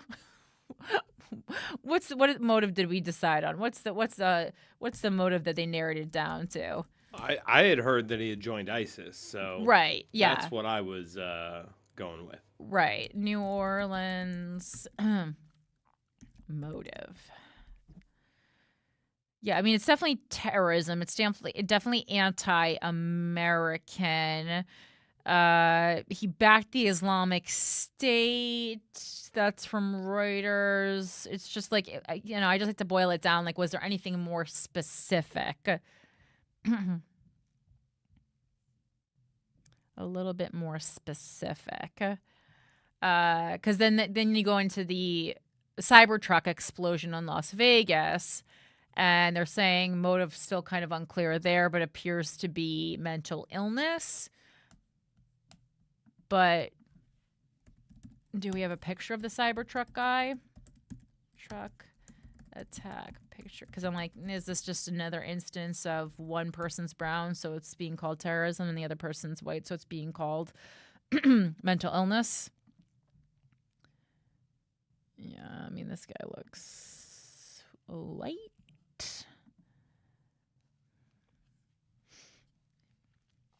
Yeah, and so the Las Vegas guy was an active duty Army Green Beret. So very well could also be like, when they say mental illness, I mean, it could also be like PTSD that he's suffering. I was reading that the two trained together at Fort Bragg. Right. I read that too. That the two, but I mean, just how big would it have been? Like, would they have definitely known each other? Not necessarily. Or it's just more of a commentary on perhaps the conditions there were so severe that it caused these two people to both act out in these ways. I don't know. I know that was also the place where the Army psychologist went on a shooting rampage back in like 2018, 2019, something like that. So a lot of sketchy stuff coming out of Fort Bragg. This guy was also on a History Channel show back in the day, the Vegas guy. Oh, really? Yeah, he was on a History Channel show with Tim Kennedy. Like a host? What? Like a host? No. Like there was like a shooting competition they were doing for like, it was like Green Berets versus like, like Marine snipers or something like that. Oh, wow. Okay. Yeah, I'm looking up if there's any like kind of reports on Fort Bragg mental health conditions, but I'm sure if there were, the government would kind of hide that. It's kind of giving me a lot of. The only thing is like there's an academic paper, an Oxford academic paper about the Fort Bragg sniper attack and mental health response, but that's like all the way from 1997. Again, I don't think that would be like. There's another one in 97. Jeez. It looks like it. It just looks like, again, that's the kind of thing that I don't know would be like readily available. Feels like something that the government would work to hide. Is Fort Bragg the Army's Area 51? Perhaps. The other thing I found very weird about the Las Vegas one, I heard that, I just saw recently that he planned the attack on ChatGPT. So maybe that explains, how literacy rates are down, but IEDs are up. Right. And then the other thing I saw was that there were reports that he had a self-inflicted gunshot wound before he exploded his Cybertruck. A little sketchy. So what are they implying then that like he was murdered and the government did it? I mean, I don't know. What would be the purpose of a singular Cybertruck explosion? Like, what would is this some kind of like you're saying like the Democrats are doing it or something? Like, what would I have be the no point? idea. I mean, if anything, you think the imagery of a Cybertruck would lean more right, but I mean at the end of the day, it's like They explode, but a Cybertruck exploding feels like anti-Republican. okay, fair enough. Especially in front of a Trump Tower. Yeah, but I mean that's why to me it felt like a mom and pop terrorism. Yeah, I mean you'd think, but it's like the guy was shot in the head in the car. He blew up the car that drives itself. Right. And it's like, okay, I don't know. This guy drove 800 miles to get to the Vegas thing. It's like, dude, that one is very sketchy to me, is all I'm gonna say. I'm like, I mean, do you kill yourself in case the explosion doesn't kill you? Just to be sure, or because you think it's going to be less painful? I don't know what's less painful. I probably shooting yourself in the head is probably less painful than getting exploded, I'm guessing. More direct. Yeah, I mean, I feel like either would be instantaneous, but like, right. I just... How are you? Is it on a timer then? Like, yeah. How do you shoot yourself in the head and blow the thing maybe up? you press it. Like I'm going. This is purely from movies. Okay. You press it. It has the timer. So you press it. So the timer starts counting down. When it's at 10 seconds, you blow your brains out. No one has time to react because 10 seconds later the car's exploding. Okay. Yeah, you gotta really time. That guy must be great at cooking breakfast because his timing is incredible. Those eggs and potatoes are hot at the same time. This just screams of, the guy who got shot in the back, 15 times and they labeled it a suicide. Like there's some sketchiness there is all I'm going to say. Yeah, no, I know. But that's my question is like, but then like who would this benefit is what I always try to get to anytime something looks sketchy. Like why would someone would have done this? What point would they have made? Like it seems a little small scale, to be honest, for like conspiracy. No, I agree. All right, moving on to some more legislation. This was getting a lot of heat. This is from FoxNews.com. The Laken Riley Act passes House with 48 Democrats, all Republicans. Bill would require feds to detain illegal immigrants found guilty of theft-related crimes. So we knew this was going to start happening. Perhaps maybe we thought it would not start happening until January 20th, but much more harsher circumstances for undocumented immigrants. That's something that, when Donald Trump was elected, we knew this was going down. So it has already begun. The Laken Riley Act passed the House of Representatives on Tuesday afternoon, the first piece of federal legislation approved by the 119th Congress after the House agreed to its rules for the term. All voting Republicans supported the bill, along with 48 Democrats, more than the total left-wing lawmakers who voted for it last year. It passed on a 264 to 159 margin and will now be sent to the Senate. The bill is named after a nursing student who was killed by an illegal immigrant while jogging on the University of Georgia's campus. And we heard a lot about Laken Riley during the election, during the Republican National Convention, et cetera. The bill would require federal immigration authorities to detain illegal immigrants found guilty of theft-related crimes. It also would allow states to sue the Department of Homeland Security for harm caused to their citizens because of illegal immigration. Jose Ibarra, who was sentenced to life in prison for Riley's murder, had previously been arrested but was never detained by Immigration and Customs Enforcement agents, the agency previously said. Several first-term House Democrats crossed the aisle on the bill, including Representatives Derek Tran, Democrat from California, John Mannion, Democrat from New York, and Janelle Bynum, Democrat from Oregon, all of whom won close races against Republican incumbents for their seats. The bill passed the House along bipartisan lines last year after it was first introduced by Representative Mike Collins, Representative of Georgia. And again, when there's a line in the article that there's a reason to me why Fox News included the part of the sentence, all of whom won close races against Republican incumbents for their seats, right? To me, that's a little piece of information that makes my brain go, okay, did those Democrats vote that way because they really felt that was the right vote? And I'm asking this question. I'm not like saying like, ha ha ha. Did they vote that way because they really felt like that this should be passed, or did they vote that way because they're already thinking about the next time that there's an election and if they're going to keep their seats, and they don't want to be too left-leaning because they know how Republican-leaning their states are, or like how close they were to losing their seat or not gaining their seat because they were going against a Republican who would have definitely voted yes to this. That's the question. That's what I'm talking about when we're saying, reading between the lines, reading pieces with critical thinking, and not just kind of like taking what any outlet gives you at face value.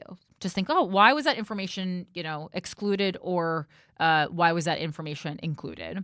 The bill passed the House along bipartisan lines last year after it was first introduced by Representative Mike Collins, Republican from Georgia. All voting Republicans plus 37 Democrats voted for the bill by a margin of 251 to 170. All the no votes on the bill were Democrats. Speaker Mike Johnson, Republican Louisiana, said of the Democrats who opposed it last year, I think they put politics ahead of principle, and we're going to find out where they stand on this now. We have every intention. And again, like, is it versus principle? My I don't think that I'm not like, just, no rules, let everyone in. And I do feel like that, if you're undocumented and you're committing a crime, like immediately out. But what level is the crime, right? And when they say theft, obviously murder, rape, you out. But it's also like theft related. So very vague. Is this like if it looks like you stole a candy bar in the bodega, you're going out? And I think the concern is that people who don't want immigrants here, racist people, it's going to turn into this like he said, she said thing with theft. And how low-level theft are we going? And this is going to lead to the detainment of a lot of undocumented immigrants, which will then cost the country more money, of course. And it just seems like it's getting vaguer. It's getting more and more vague what one has to do to not get deported or get into legal trouble if you're here without documentation. And I know the retort would be, well, it's just, well, then just come here legally. I hear you. It's not that simple. I think it's not that simple for people when they're fleeing a really bad situation in the place where they're from. We have every intention of doing really important bipartisan work, Johnson said hours before the vote on Tuesday. We welcome with open arms any Democrat who wants to help us solve these problems because the American people demand and deserve it. It's overdue, and we'll be looking for that, and we'll see how it shakes out. It was not taken up in the Senate, however, which at the time was controlled by then Majority Leader Chuck Schumer, Democrat, New York. The Laken Riley Act, sponsored by Representative Collins, holds the Biden administration accountable for their role in these tragedies through their open-door border policies, which I don't necessarily I was thinking more back into the Obama administration. Okay, so through their role in these tragedies through their open-door border policies. I don't think it was open door, but okay. Requires detention of illegal aliens, again, Fox's words, not mine, who commit or Republican words, not mine, really, who commit theft and mandates ICE take them into custody and allows the state to sue the federal government on behalf of their citizens for not enforcing the border laws, particularly in the case of parole. House Majority Leader Steve Scalise, Republican Louisiana, said in his daily House floor lookout. House Republicans won't stop fighting to secure the border and protect American communities. When will Democrats finally decide enough is enough? The Senate is also poised to vote on the bill this week. It is one of several border security bills House Republicans have reintroduced this year as they prepare to take over all the levers of power in Washington, D.C. Republicans held the House and took over the Senate in the November elections. President-elect Donald Trump, as we know, will take office on January 20th. And can you now play that clip from Attorney Martinez? I've talked about her before on this show. If you're interested in someone breaking down specifically immigration law, I really love Attorney Martinez.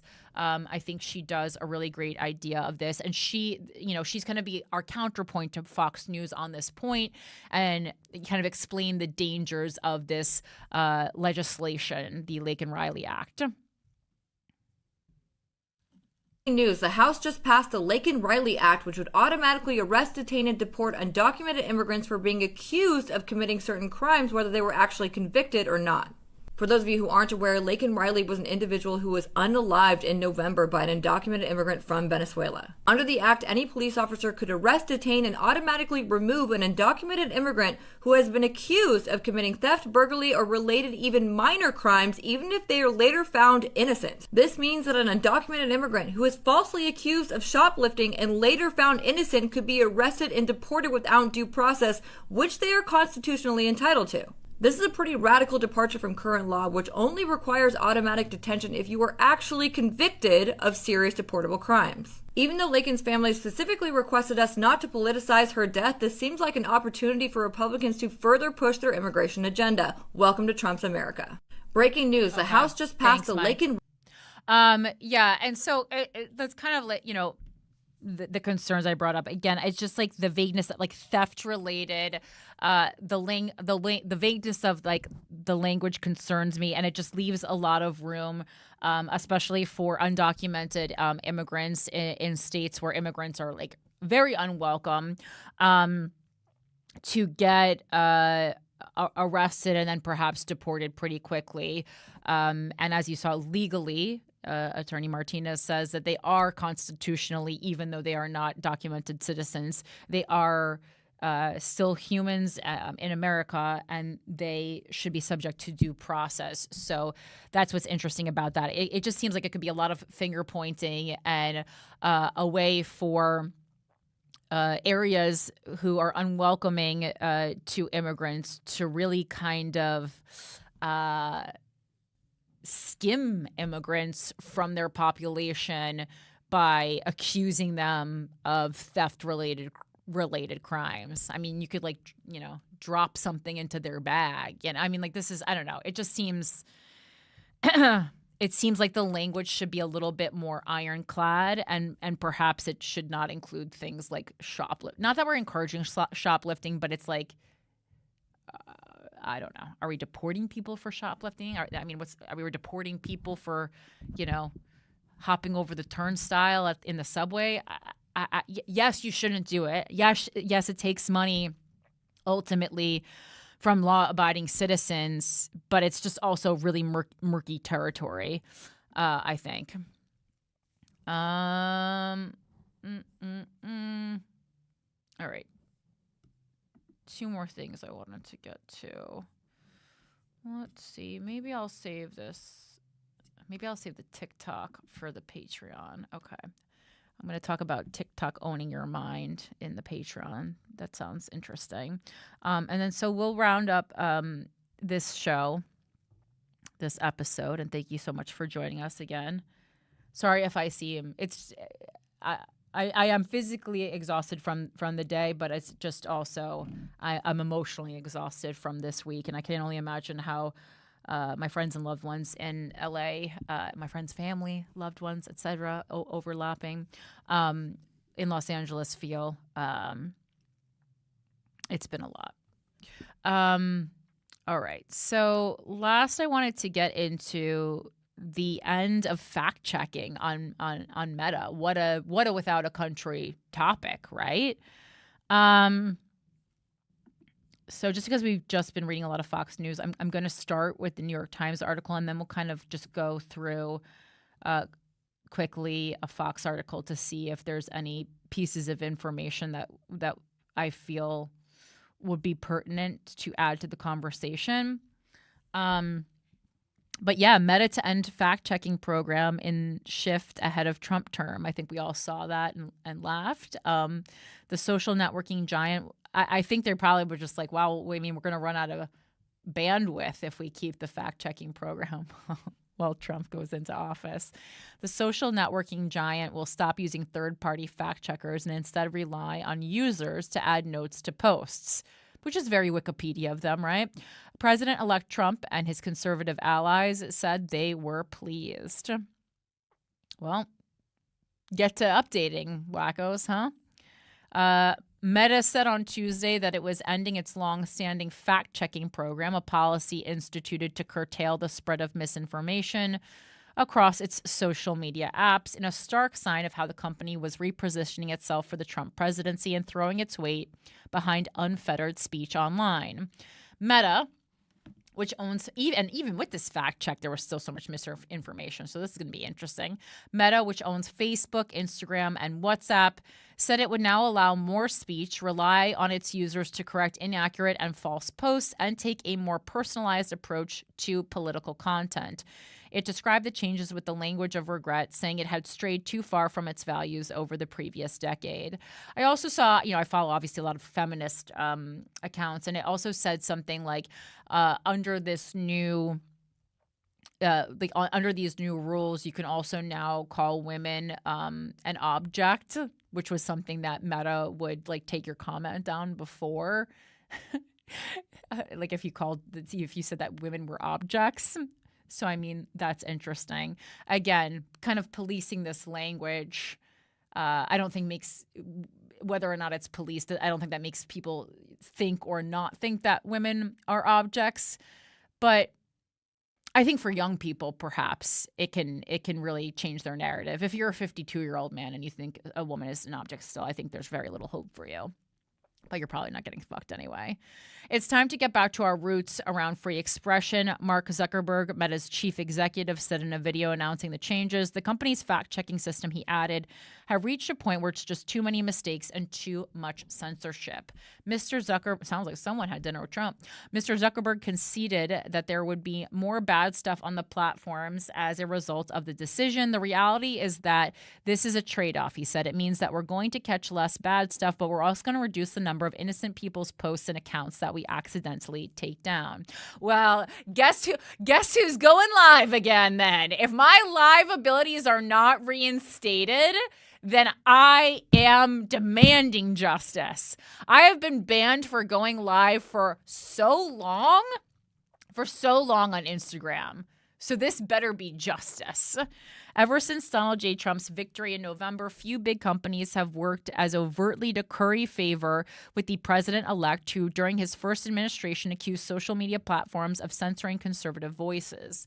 In a series of announcements during the presidential transition period, Meta has sharply shifted its strategy in response to what Mr. Zuckerberg called a cultural tipping point from the election. Mr. Zuckerberg dined with Mr. Trump at Mar-a-Lago in November, and Meta later donated $1 million to support Mr. Trump's inauguration. Oh, could money be involved? What a surprise. Last week, Mr. Zuckerberg elevated Joel Kaplan, the highest-ranking Meta executive closest to the Republican Party, to the company's most senior policy role. And on Monday, Mr. Zuckerberg said Dana White, the head of the Ultimate Fighting Championship and an ally of Mr. Trump's, would join Meta's board. Meta executives, and this right here is the problem with us getting a lot of our information from a private company, right? Because I've defended their right for free speech in the past, because it is a private company. So I do kind of feel like that this is not, they're not technically in the wrong for this, right? But it's like, well, are we not in the wrong for it, for all congregating here and deciding that a place that does not have to adhere to journalistic standards is where we're all going to get our news, because it's faster and it's easier and the language is more palatable, more digestible. Meta executives recently gave a heads up to Trump officials about the change in policy, said a person with knowledge of the conversations who spoke on condition of anonymity. The fact-checking announcement coincided with an appearance by Mr. Kaplan on Fox and Friends, a favorite show of Mr. Trump's, where Mr. Kaplan said there was too much political bias in Meta's fact-checking program. Mr. Trump said that he had watched Mr. Kaplan's Fox interview and found it impressive, and that Meta had come a long way. Mr. Trump also said that Meta's change was probably a result of the threats he had made against the company and Mr. Zuckerberg. The influence of Elon Musk, the world's richest man who leads X, SpaceX, and Tesla, also loomed large over Meta's shift. Since buying X in 2022, Mr. Musk has thrown out the platform's restrictions on online speech and has turned to a program called Community Notes, which depends on X's users to police false and misleading content. Mr. Musk, who has become a key advisor to Mr. Trump, also moved X to Texas and out of California, where it had been based, and has criticized California's policies. And so, also, if you're looking at this, obviously Elon Musk is the richest man in the world, and you don't get there by not cutting corners. So not only is it a conversation about bias, it's also a conversation about money. When you're doing fact checking, you have to pay people to fact check. When you make the people do it and call it community notes and make it feel like some kind of democracy, you're just really letting it's the same as fucking letting people the incarcerated people fight the fires. You're just you're getting the job done for free by the people, but you're brainwashing them because you're making them feel empowered. It's like when you give a 4-year-old a job so they stop bothering you in the supermarket when you're trying to get the groceries shopped for the week, and you're like, you're the general of quiet now, and you have to make sure that you're quiet and your sister's quiet and that everyone in the supermarket around you is quiet because you're the general. You're conning people. On Tuesday, Meta said it would also turn to a community notes program after seeing this approach work on X. In addition, Mr. Zuckerberg said his company would run its U.S. trust and safety and content moderation operations from Texas instead of California to do this work in places where there's less concern about the bias of our teams. Interesting. In his Fox appearance, the Joe Rogan intern is just going to do it from now on. In his Fox appearance on Tuesday, Mr. Kaplan I don't think Joe Rogan has an intern. There wasn't an intern when I was there, at least. In his Fox appearance on Tuesday, Mr. Kaplan pushed back against the idea that anyone was influencing Mr. Zuckerberg's decisions. There's no question that the things that happen at Meta are coming from Mark, Mr. Kaplan said. But he added, I think Elon's played an incredibly important role in moving the debate and getting people refocused on free expression. Misinformation researchers said Meta's decision to end fact-checking was deeply concerning.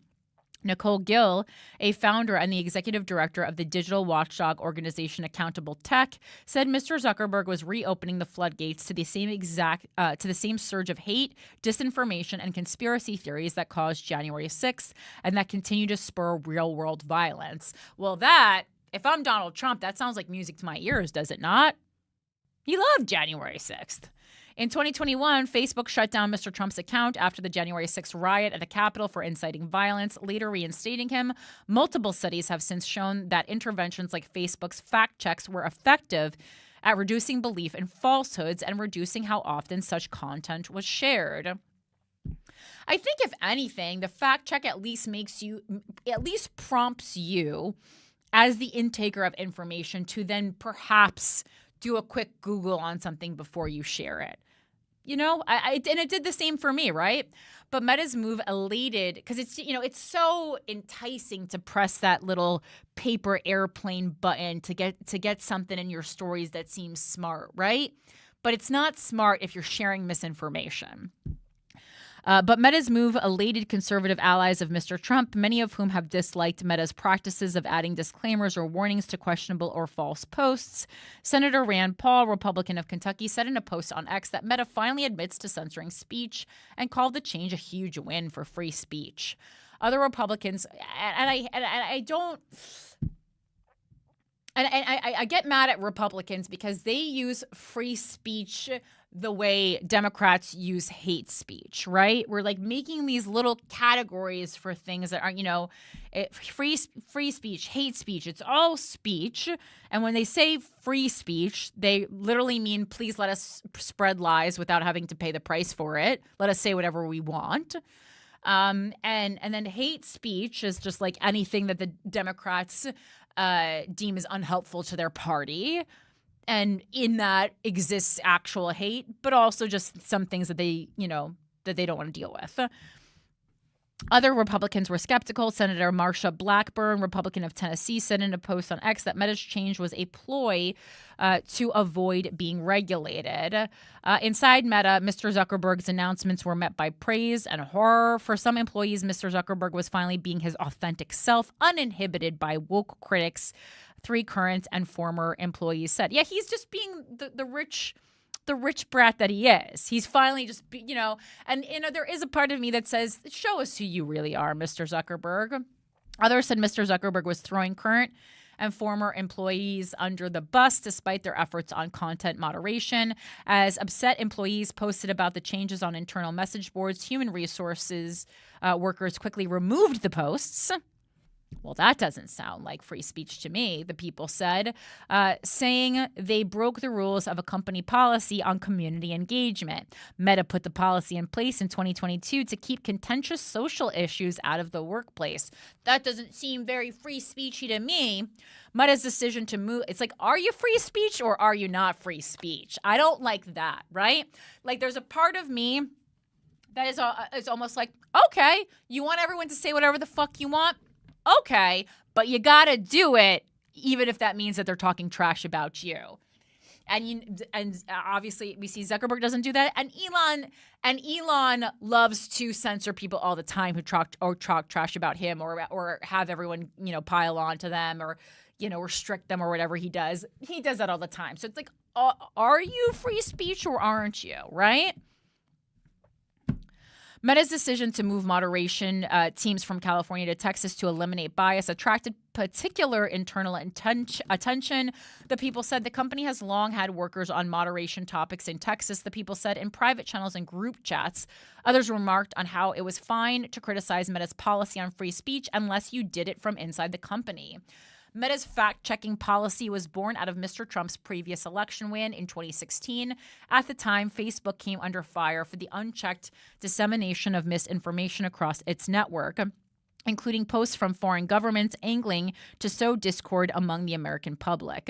After enormous public pressure, Mr. Zuckerberg turned to outside organizations like the Associated Press, ABC News, and the fact-checking site Snopes, along with other global organizations vetted by the internal fact-checking network to comb over potentially false or misleading posts on Facebook and Instagram and rule whether they needed to be annotated or removed.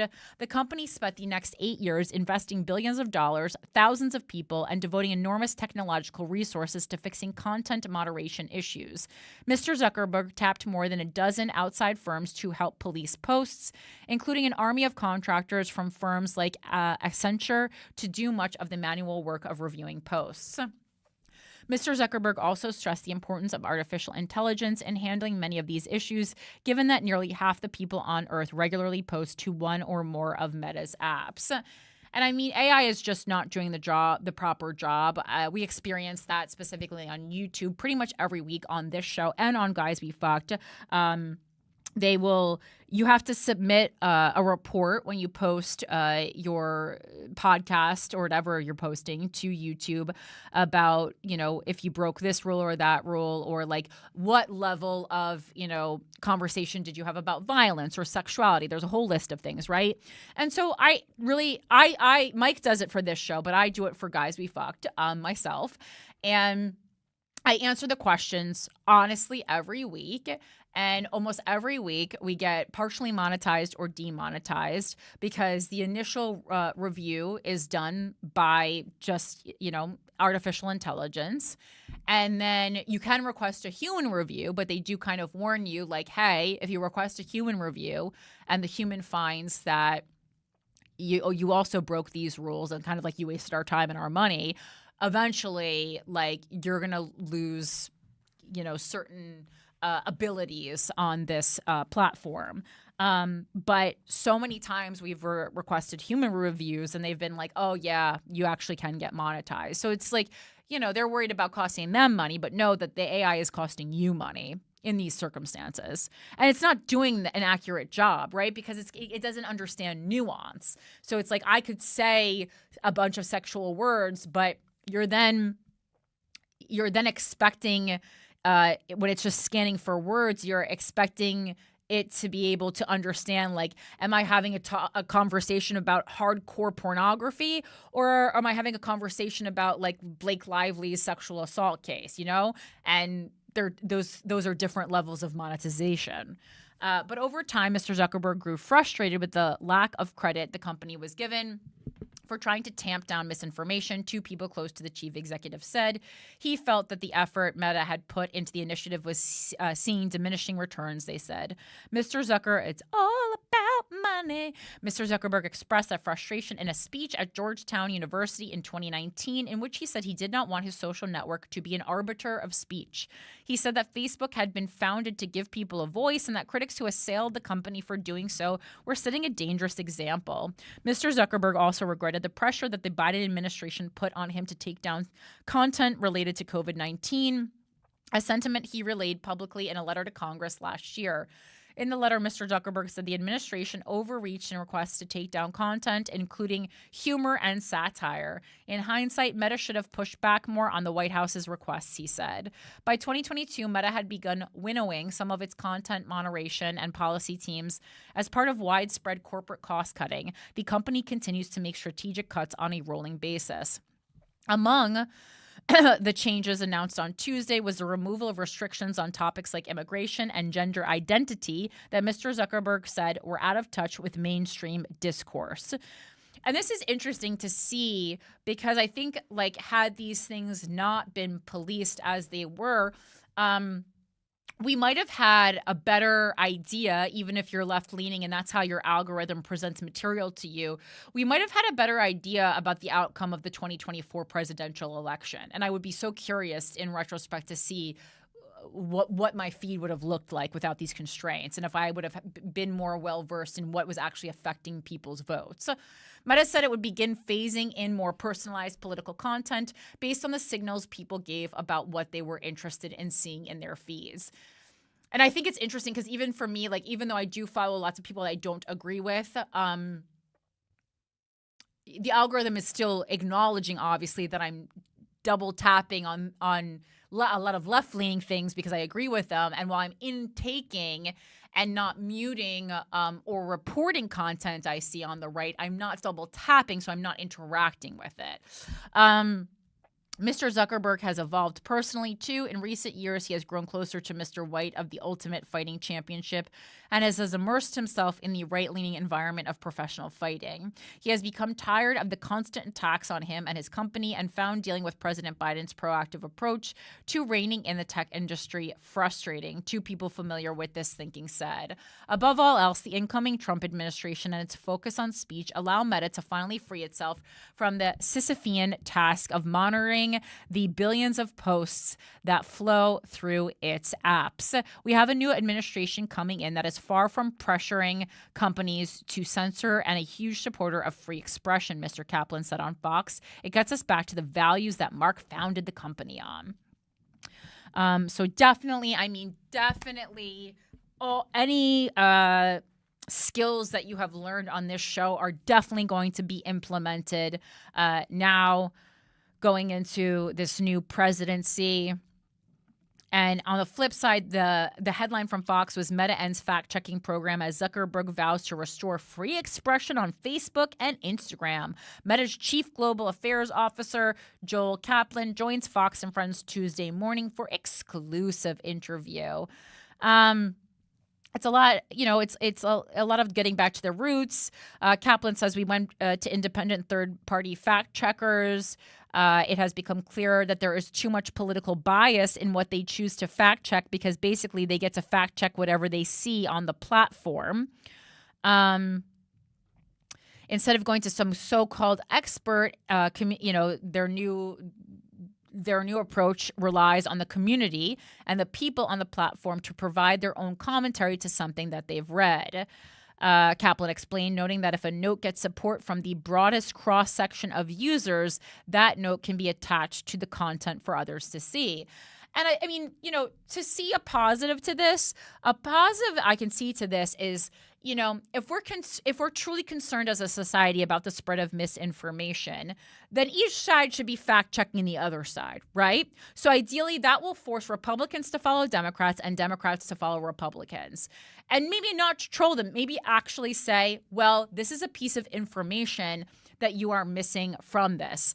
And so to me, that's one positive thing that can come from this thing that I think overall doesn't seem positive.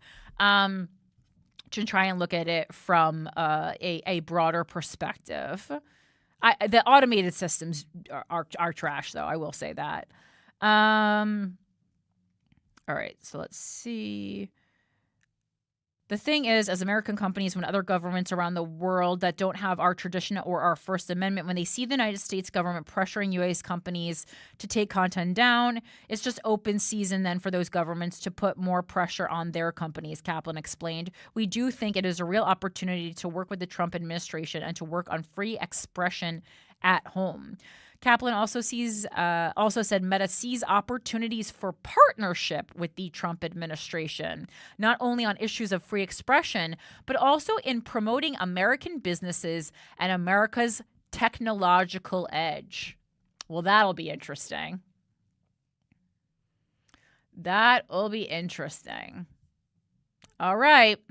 Meta said it will refocus its enforcement efforts to illegal and high severity violations. And if that still includes me, I'm going to be pissed. We'll see, though. All right, guys. Well, that's the episode for today. I wish I came bearing more positive news for our first live episode in 2025. But thank you. Thanks for your continued support on Patreon. Let me know, I guess, if you hate that I am maybe not reading all the names anymore, if it like really gave you like a great thrill in your heart. Perhaps I was thinking what I could do is I could read the names of the new Patreons as they join, like new Patreons for the week. Because it's also, it creates an issue because if anyone like, financially can't contribute anymore, I kind of have to scan through everyone's name to see like who is off the list, who's on the list. And then the list has just become so long, and please, a beautiful problem to have, that I feel like it's like a large chunk, and I'm like, is anyone else listening to this? Or just like listening to hear your own name? Let me know though. Let me know. If you guys love it, I'll keep doing it. It just seemed to be lengthier and lengthier every week, or let me know what you want. I'm open to opinions on this show, not on all my shows, but on this show. So this is Without a Country podcast at gmail.com. And then obviously if you're a part of the Patreon, you can just leave me notes on the Patreon website regarding whether or not you like your name being called, if it makes you feel special, if that's why you contributed, or if you're just really there to contribute to the show and get that free exclusive video news story every single week, which I'm about to record right now. So again, if you want to join in 2025 and commit to critical thinking in this show, it is patreon.com/withoutacountry. And yeah, I think that's it for this week. Please follow us on social media. I'm at Philanthropy Gal on all social media. Mike's at Them Harrington, and Without a Country is at Without a Country Podcast on Instagram. I always forget if podcast is in there or not. And then Without a Country on YouTube. Click that subscribe button.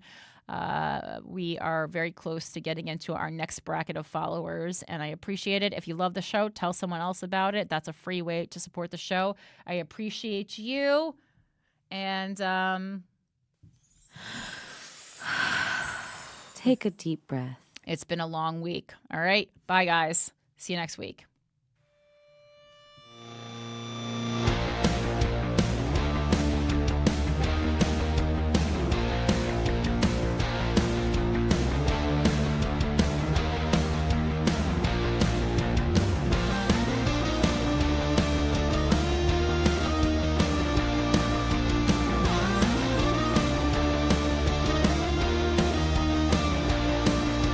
Running from the man, yeah, the madman's coming, yeah, the man's gunning for me tonight. I spent the last week running from the heat, but the beat beats coming